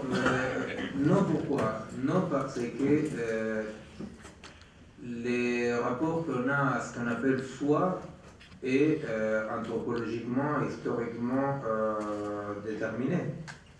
Non pas de façon univoque, il y a des contradictions, c'est conflictuel, mais les rapports que je considère les plus intimes à moi-même est un rapport, pour ce que j'ai cité tout à l'heure Ariès et Duby dans leurs travaux sur la vie quotidienne, hein, l'histoire de la vie quotidienne, dans lesquels c'est très intéressant comment ils montrent la construction de ces soi. Hein.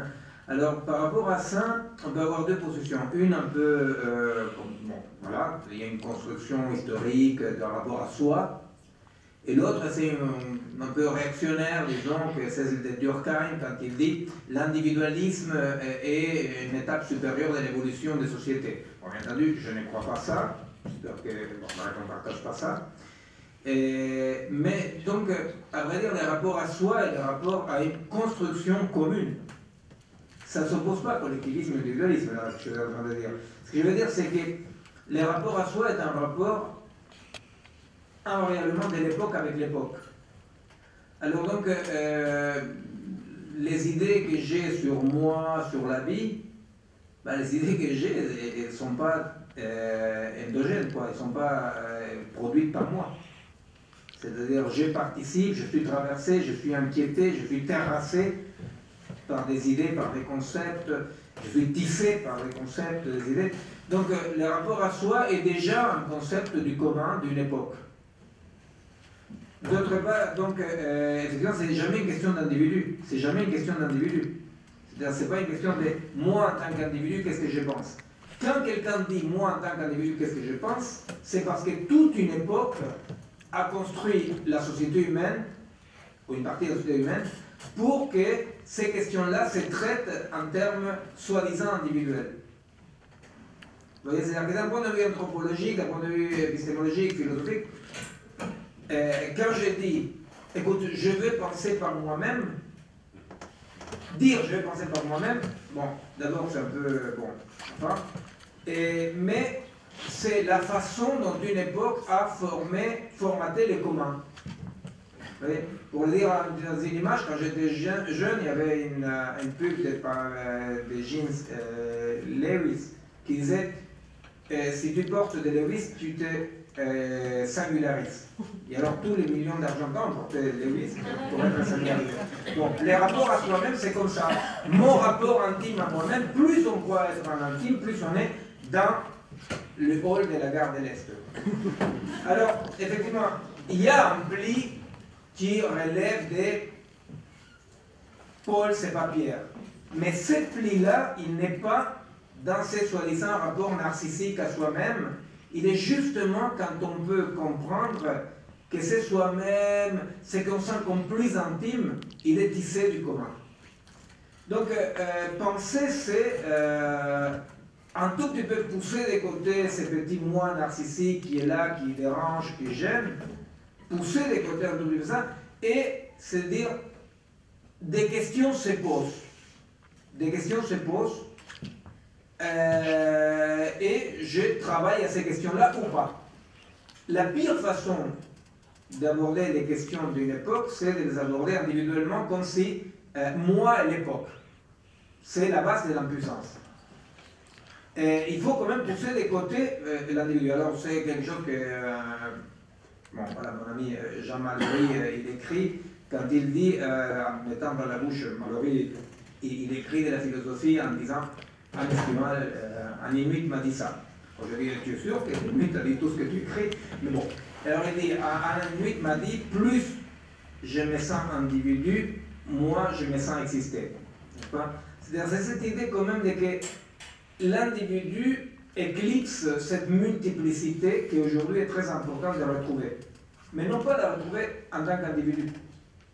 Je pense que les rapports au commun, que je répète, ce n'est pas collectivisme ou individualisme, les rapports au commun, ce qui est commun, ce qui nous fonde, ce dont nous sommes au mieux emplis, est une question centrale dans notre rapport. Parce que sinon, si on dit Jean-Pierre et les nanotechnologies, mais c'est ridicule. Vous voyez? C'est ridicule. Attendez, alors, Jean-Pierre et les OGM. Kevin, non, pardon, c'est là.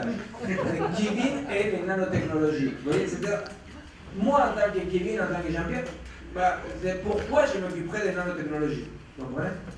Ah, bah, parce que j'ai un oncle. Bon. Vous voyez? Donc toujours il faut chercher des rapports personnels aux liens. C'est quelque chose que tu disais, les trucs psy. C'est un truc horrible qui arrive aujourd'hui, je vais être très bref là-dessus, mais un truc horrible. C'est-à-dire que quelqu'un, par exemple, vous dit, je suis très touché par ce qui est en train de se passer avec les Roms. Par exemple, vous dit quelqu'un. Et alors, qu'est-ce qu'ils vont vous dire? Pourquoi tu as des amis, tu es de la famille Rome, ou tu serais Rome toi-même? Vous voyez, c'est-à-dire cette incapacité de penser, je suis traversé par des trucs, et mon moi n'est pas un entonnoir dans lequel le monde disparaît, mais mon moi est le tremplin vers lequel je vais au monde. Et ça, c'est un vrai défi. Ça, c'est un vrai défi.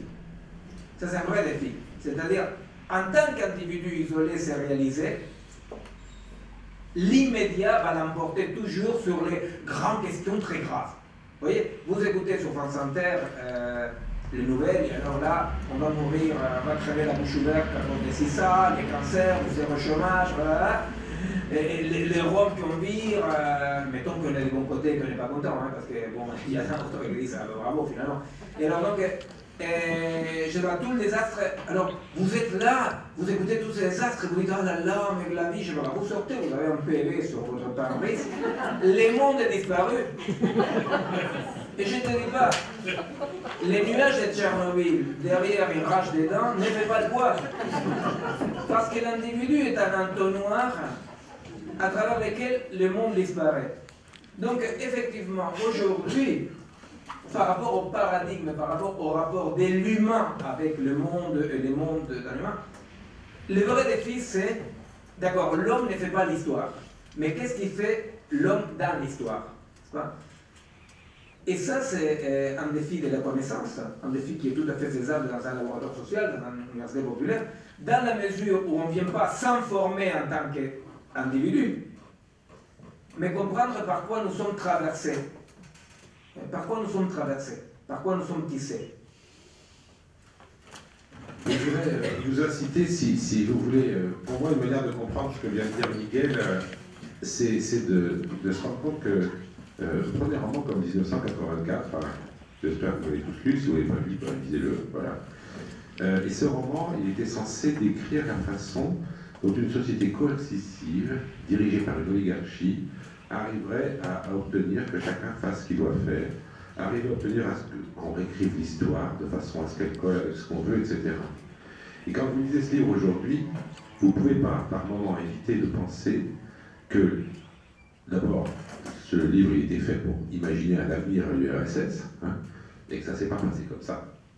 Mais qu'en revanche, ce qui est décrit dans ce livre est en train de se passer ici, avec l'accord plein et entier de la population, de tous ces individus qui, croyant prendre des décisions individuelles, tout compte fait, se retrouvent à suivre le chemin général que leur impose le système, intellectuellement. Hein. Et donc, je pense que ça, c'est quelque chose de remarquable, que le libéralisme tel qu'il fonctionne actuellement réussit à fabriquer 1984 là où le communisme a échoué. Donc, on est quand même dans une situation extraordinairement paradoxale, et je pense que ça, c'est pour moi la meilleure démonstration de ce que vient de dire Miguel sur le fait que les individus qui croient penser tout seuls dans une société se trompent en fait. Hein. Moi j'ai commencé à me rendre compte de ça le jour où on a enlevé la cigarette de Malraux sur les photos. Ça m'a tellement rappelé hein, la novlangue et le fait qu'on devait réécrire l'histoire de manière à ce qu'elle colle avec ce qu'elle doit être aujourd'hui, que je me suis dit, tiens, ça y est, on est en train d'y aller. Ça fait un petit moment, mais ça continue, et de plus en plus, je vois des trucs comme ça. Donc je pense qu'il est essentiel de bien comprendre que c'est pas de la démarche individuelle. On a besoin d'une démarche individuelle de chacun pour essayer de comprendre ce qui se passe, bien sûr. Mais si chacun pense que c'est ses idées à lui, et qu'il n'est pas en train de participer à un mouvement, à ce moment-là, il ne peut pas comprendre réellement ce qui se passe. Mais de toute façon, on n'est pas tout seul en tant qu'individu. Enfin, avec Guattari, Deleuze commençait Mille Plateaux en disant on est un groupuscule à soi tout seul. Donc la notion d'individu pur, elle n'existe de toute façon pas.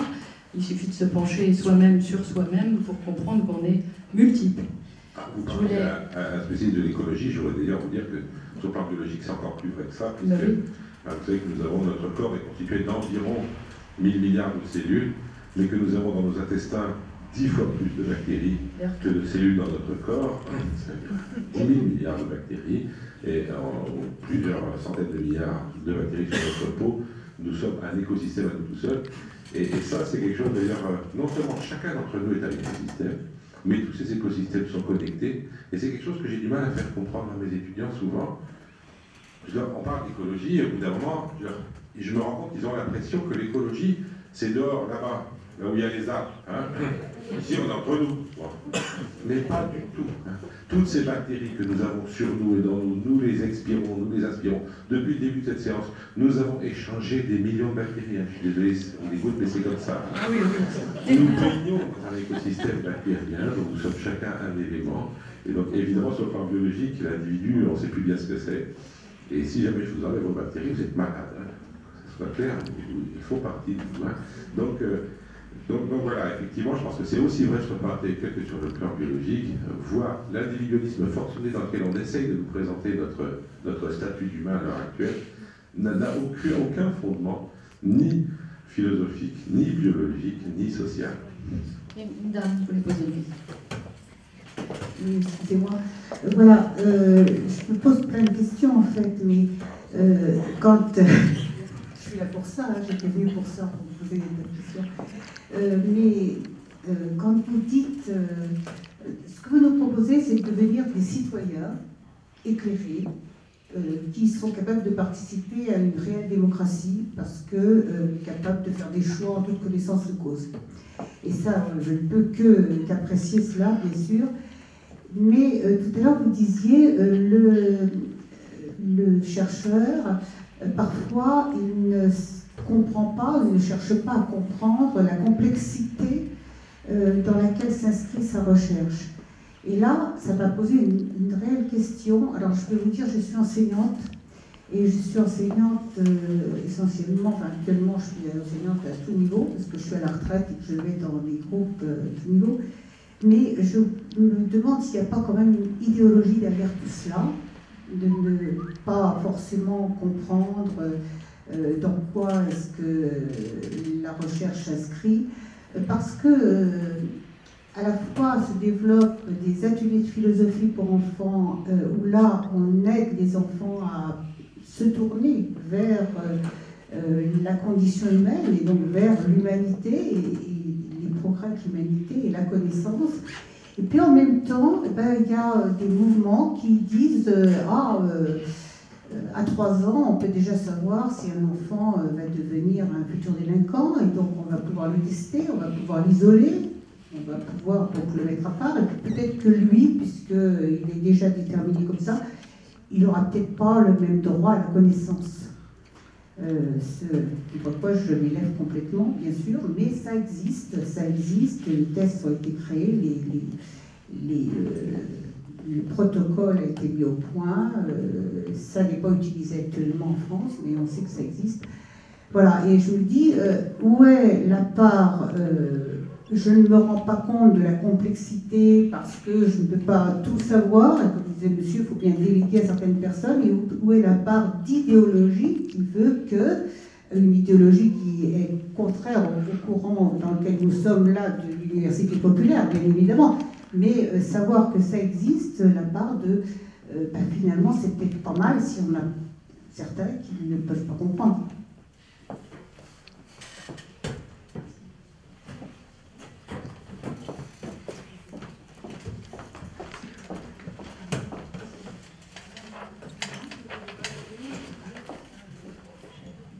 Oui, je ne voudrais pas poser la question avant que ce soit répondu à la question de la dame. Non, mais je pense que c'est une question, c'est une remarque qui me semble tout à fait intéressante, mais je crois que je n'ai pas grand-chose à ajouter. Effectivement, je suis d'accord avec vous. On ne va pas vous faire ce soir un cours de génétique multifactorielle. Il est clair que la plupart des comportements humains sont... Donc les variations de comportement qu'on observe chez les humains peuvent être attribuées pour partie à des variations génétiques et pour partie à des variations environnementales. J'ose vous dire ça aujourd'hui. Il y a 30 ans, quand je disais ça, je me faisais traiter de crypto-nazi. C'est ce que disait Miguel tout à l'heure.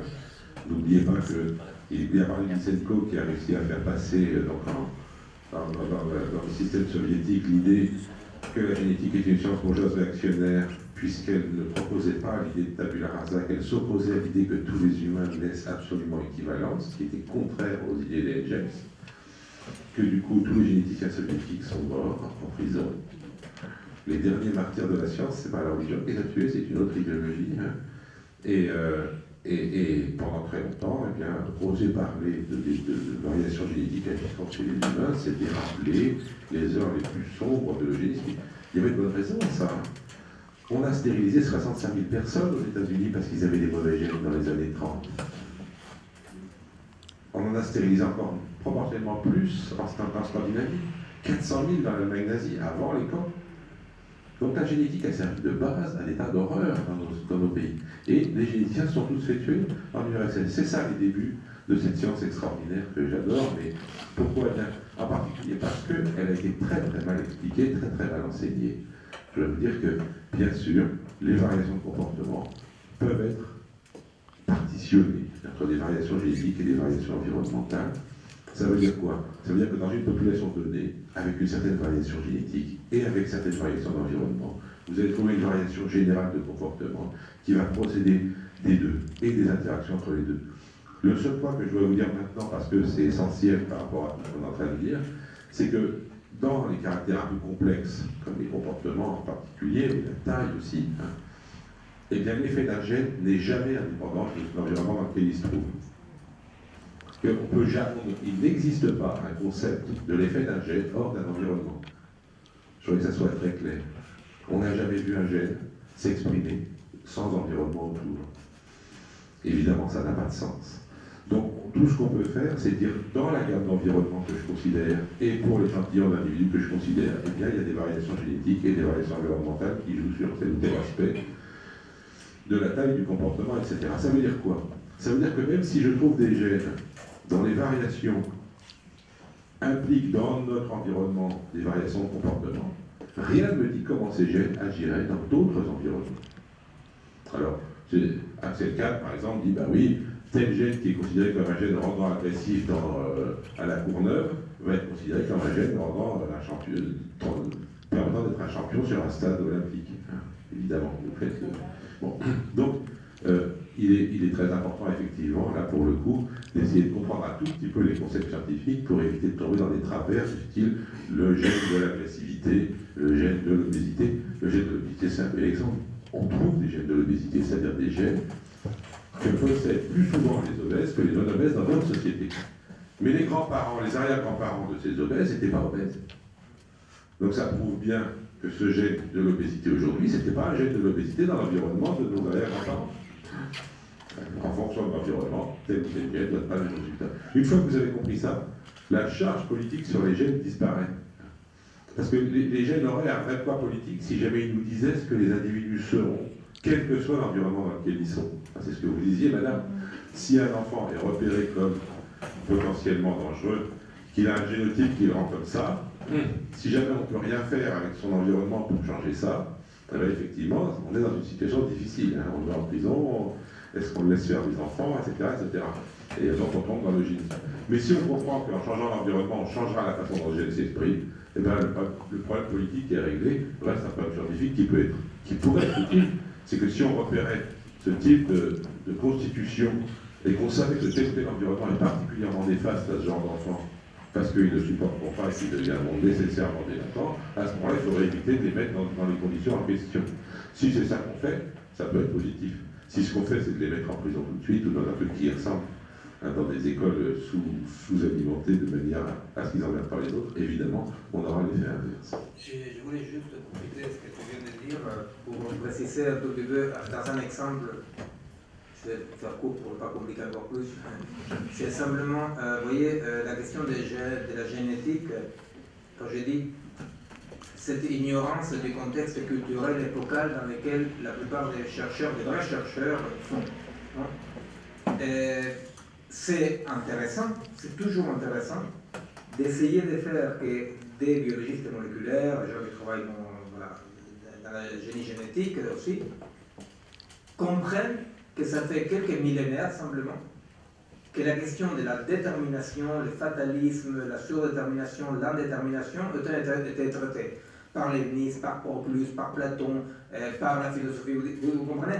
C'est-à-dire c'est très très intéressant qu'un chercheur se rend compte que ce qu'il croit être absolument qu'un problème technique qui se pose à lui, là, qu'il se rend compte au moins déjà que ces problèmes techniques très ponctuels qui se posent à lui est une réactualisation d'un problème absolument beaucoup plus large et beaucoup plus long. Vous voyez, ça serait tout à fait un sujet pour une soirée entière, c'est-à-dire qu'est-ce qui se passe quand tout à coup, justement, ces chercheurs ne vont pas dire « Ah bon, mais si déjà Proclus a parlé de la providence, je laisse tomber. » Vous voyez, il ne va pas dire « je laisse tomber ». Mais qu'est-ce qui se passe quand tout à coup, quelqu'un trouve, chez Proclus par exemple, c'est un truc que j'avais fait avec Francisco Varela, j'avais apporté des passages de la providence avec des Proclus, dans lesquels Proclus décrit exactement les travaux de Francisco Varela, auxquels j'ai eu la chance de participer en partie. C'est très intéressant parce que tout à coup, on se rend compte que ce qu'on croyait être un absolu concret dans ma recherche à vrai dire, s'inscrit dans tout un tissage historique et contextuel, et que donc ça culturalise la recherche scientifique. Vous voyez? C'est juste, je sautais sur la question pour donner un exemple. Pardon, oui. Je veux dire, sur ces histoires de gènes, j'ai fait un petit exposé de 13 minutes. Vous tapez 13 minutes et mon nom sur le web, vous le trouverez. Et j'ai essayé de vraiment mettre ces choses au point. Je voudrais simplement dire que vous venez de parler très clairement, Jeanne, pour 10 secondes. Ah oui, mais bon, ça finit pas. Après. Parce qu'après, ça sera plus dans le courant. Je voulais revenir au titre de la soirée, le sous-titre qui était Fabriquer le vivant. Déjà, la façon dont c'est formulé, c'est une question, je crois qu'il y a un point d'interrogation, c'est une question d'ingénieur. Alors, est-ce que cette question, déjà, a un sens? Pour l'ingénieur, oui. Écoutez, on a fait une réunion à la Maison d'Amérique latine l'autre jour, et on est parti de là, et donc l'éditeur de la découverte, François Hélène, a commencé en disant « Moi, ça m'a beaucoup intéressé que vous disiez, on ne pourra jamais fabriquer le vivant. » Et moi, j'ai répondu, je ne sais pas si on pourra fabriquer le vivant, au fond, j'en sais rien. C'est vrai que c'est une question qui se pose, une question d'ingénieur, une question d'ailleurs intéressante. Moi, je suis un scientifique, mais j'ai une formation d'ingénieur. C'est vrai que la question elle-même de savoir si jamais je refabriquais complètement une bactérie en mettant tous les morceaux les uns à côté des autres, est-ce qu'elle serait vivante ou est-ce que j'aurais fabriqué une bactérie morte? C'est une question, on n'a pas la réponse à ça. On sait fabriquer un génome de bactéries et le mettre dans une bactérie vivante. On ne sait pas fabriquer une bactérie vivante à l'heure actuelle. Et on ne sait pas si on pourrait. Bon, pour moi, c'est une question fascinante. La question qui se pose pour moi, c'est pas tant de savoir si on peut le faire, c'est savoir si on doit le faire. La question, moi, c'est une question que, on en parlait tout à l'heure encore, c'est une question un peu taboue chez les scientifiques. Les scientifiques ont un credo qui est que toute question peut être posée, toute recherche peut être faite. Mais moi, je pense qu'un jour, il faudra qu'ils s'interrogent sur des recherches qui sont légitimes ou qui ne le sont pas. Et il y a peut-être des questions qui sont moins légitimes que d'autres, et même certaines dont la commission scientifique devrait dire ça, non, c'est pas un sujet de recherche. La première fois que j'ai compris ça, d'ailleurs, c'était avec un chercheur américain qui s'appelle Charles Wontin, qui on faisait un trajet en voiture ensemble et on discutait des recherches faites par son ami Wilson, non, son ennemi Wilson, pardon, qui développait donc la sociobiologie à la même époque à Harvard, comme lui, ils étaient tous les deux à Harvard. Et je lui dis, mais enfin, Wilson avait le droit de se poser cette question, et il me répond, non, il y a des questions qu'on n'a pas le droit de se poser. Et il me dit, si jamais je pose la question, est-ce que M. Wilson exige les faveurs de ses étudiantes avant de leur accorder un diplôme? Eh bien, il a le droit de m'attaquer. Pourquoi j'ai seulement posé une question? Donc voilà, je pense que effectivement, la question de savoir si notre époque permettra à la science, qui devient extraordinairement puissante, de se fixer des limites ou pas, pour moi c'est une question qui m'intéresse beaucoup en tant que chercheur. Donc à la limite, fabriquer le vivant, point d'interrogation, pour moi c'est moins est-ce qu'on peut que est-ce qu'on doit. Un monsieur qui voulait poser une question.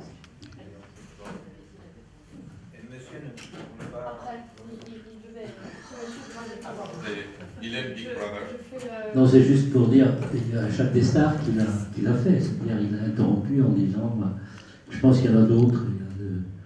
Mais ce qui m'intrigue un peu, c'est votre idée du mythe et de l'idéologie.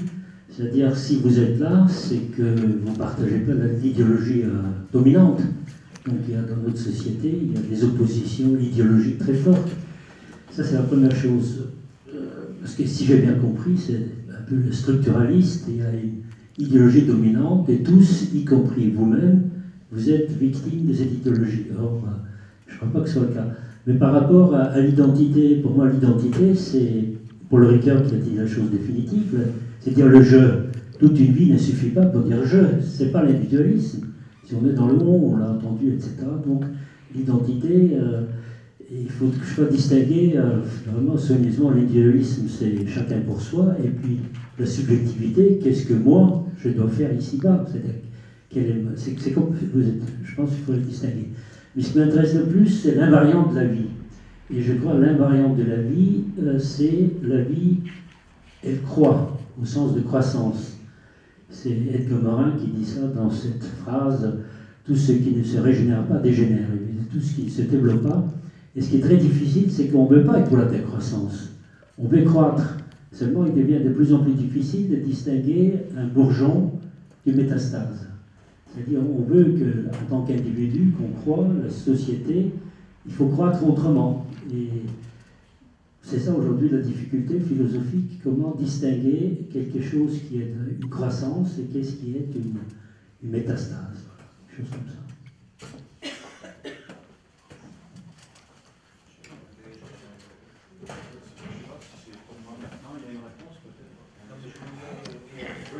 C'était dans le film de votre précédente intervention, vous avez parlé très clairement de l'épigénétique sans citer ce mot.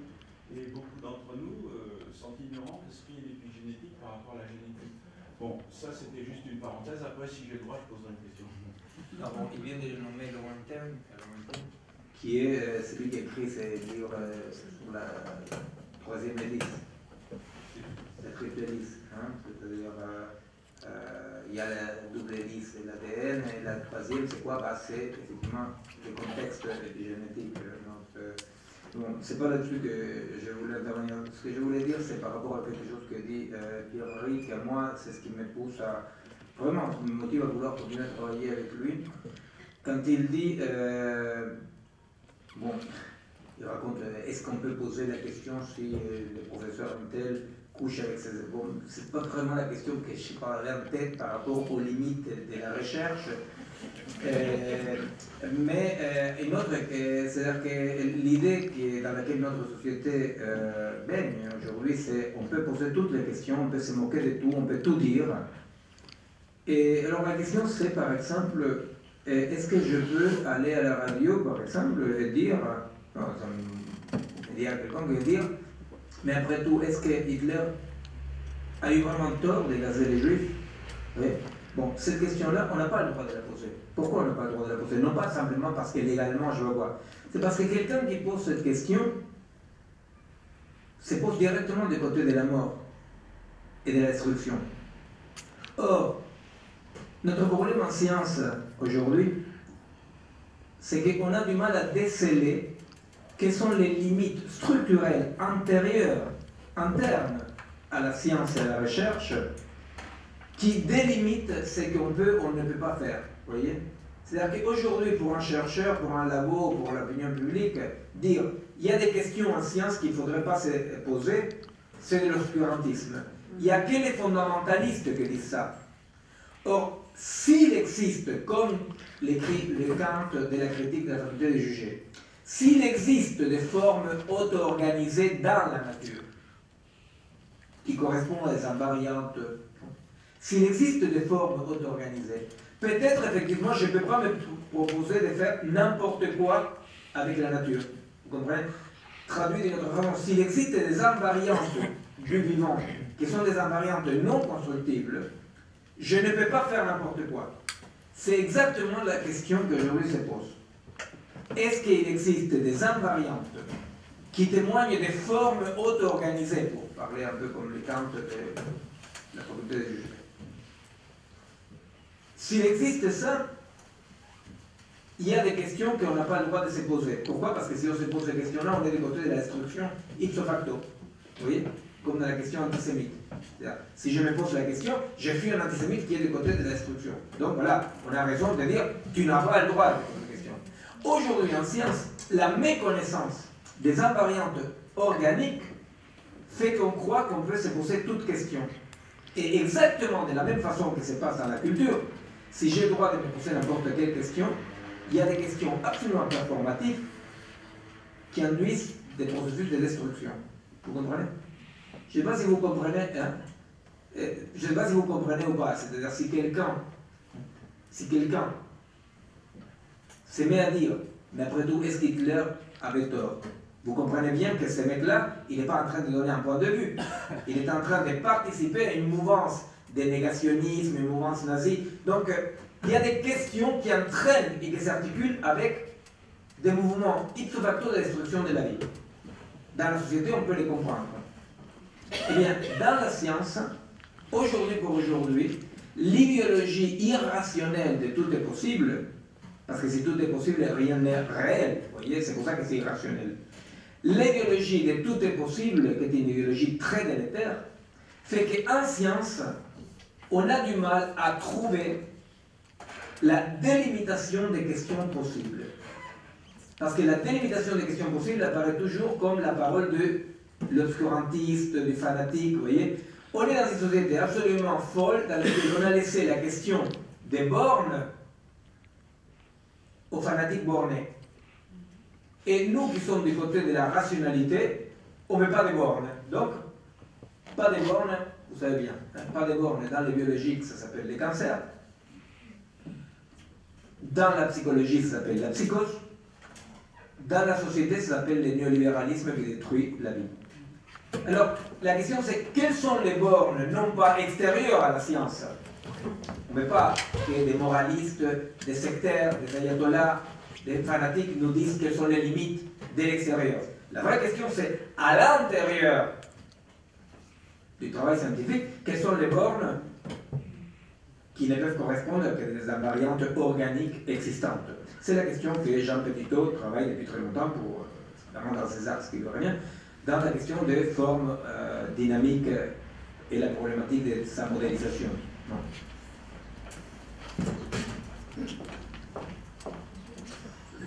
Oui, alors la question, au travers des OGM, c'était pour nous, citoyens, qui ne sommes pas forcément titulaires d'un bac philo, encore moins post-doctorants en biologie moléculaire. Qu'est-ce qu'on peut faire pour contribuer au fait qu'on va pouvoir définir qui est compétent pour parler de quoi et comment, en fait, faire appliquer le principe de précaution par rapport à des technologies, par rapport à des méthodes nouvelles qui ont un avenir extraordinairement prometteur, mais qu'on ne devrait pas pouvoir développer au détriment de la sécurité de l'individu. Donc, en résumé, nous, quand nous allons quitter cette salle, dès aujourd'hui, dès demain, que pouvons-nous faire de façon pratique pour qu'on puisse définir qui est compétent pour parler de quoi, et à partir de là, de prendre des décisions qui s'imposent. Parce que les commissions, les ceci, les cela... Je ne peux pas vous répondre dans l'absolu, mais je peux vous proposer quelques pistes. La première, c'est celle que Miguel a donnée au début. Si vous voulez comprendre ce qui se passe, eh ben, il faut travailler. Et donc, je vous propose quand même de vous dire un certain nombre de choses là-dessus, pas de devenir de biologiste moléculaire du tout, hein, mais d'essayer de lire des ouvrages qui traitent des problèmes, par exemple, de lire Ancionas sur le principe de responsabilité, les philosophes qui ont réfléchi à ces questions. Hein. Il n'y a pas besoin d'avoir un bac philo pour comprendre ce Ancionas, c'est lisible, et déjà de vous cultiver dans le domaine philosophique, ce que vous avez sûrement déjà fait, hein, mais je parle pour tout le monde. La deuxième chose que vous pouvez faire si vous voulez être actif, c'est évidemment de rejoindre un groupe de gens qui se préoccupent de la même chose que vous. On a parlé tout à l'heure de Vivagora. Vivagora, c'est une association qui essaie de promouvoir des débats citoyens sur ce genre de questions et qui le fait en relation avec les entreprises privées, ce qui est à la fois une qualité et un défaut. Vous voyez bien pourquoi. Du coup, elle est assez mal vue par d'autres associations plus durement écolo et qui pensent qu'il ne faut jamais pactiser avec le privé. Moi, à mon avis, il faut tout pour faire un monde, très sincèrement. Si jamais il n'y avait que des gens qui veulent travailler avec le privé, ça ne serait pas bien, mais s'il n'y avait que des gens qui ne veulent pas, ça ne serait pas bien non plus. Je suis très content qu'il y ait eu la gloire et qu'il y en ait d'autres. Vous savez, si jamais les questions vraiment de génie génétique sont des choses qui vous passionnent, à ce moment-là, le CRIGEN, le Centre de recherche indépendant sur le génie génétique, se préoccupe de ces questions. Alors, le président du conseil scientifique s'appelle Gilles-Éric Serralini, donc ça vous situe dans le contexte actuel. Il y a FNE, France Nature Environnement, qui se préoccupe de ces questions. Il y a la Fondation Nicolas Hulot. Vous avez le choix. Regardez un petit peu ce que chacun de ces groupes écrivent là-dessus, renseignez-vous et rejoignez celui qui vous plaît mieux et participez à ces débats. Et évidemment, l'un des buts étant quand même d'agir sur le monde politique, de manière à ce que les décisions qui sont prises soient les mieux en accord avec ce que vous pensez. Moi, si vous voulez faire quelque chose. Et ça, vous savez, moi, je vois les gens qui me disent qu'ils en ont marre parce qu'ils ont l'impression de rien pouvoir faire. Or, les ouvriers n'ont jamais été aussi peu syndiqués qu'actuellement. Les ouvriers travailleurs, les ouvriers. Ben, voilà, quand les travailleurs ont voulu changer leur destin, ils se sont syndiqués et puis ils se sont battus pour pouvoir changer les choses. Les gens ne veulent plus avoir l'action collective, ils veulent avoir que une action individuelle et ils se rendent compte qu'ils n'y arriveront pas les travaux collectifs. Ben non, il faut rejoindre les collectifs. C'est aussi désagréable que ça soit. Il faut aussi rejoindre bien sûr un parti politique qui s'est exprimé sur ces questions. Sur ces questions de biotechnologie, il n'y a que deux partis politiques qui se sont exprimés clairement. C'est le Front National qui a dit que tous les risques qu'on imaginait n'ont aucun sens, et les Verts qui sont plutôt très sensibles aux risques. Vous avez le choix. Non, ce que je veux dire par là, c'est que les autres partis. Ce que je veux dire, c'est que les autres grands partis, PS, UMP, etc., ont en leur sein des débats tellement forts qu'en tant que parti, ils ont jamais pris position sur ces sujets. Mais voilà. Voilà, nous sommes à 5 minutes de la fin. Oui.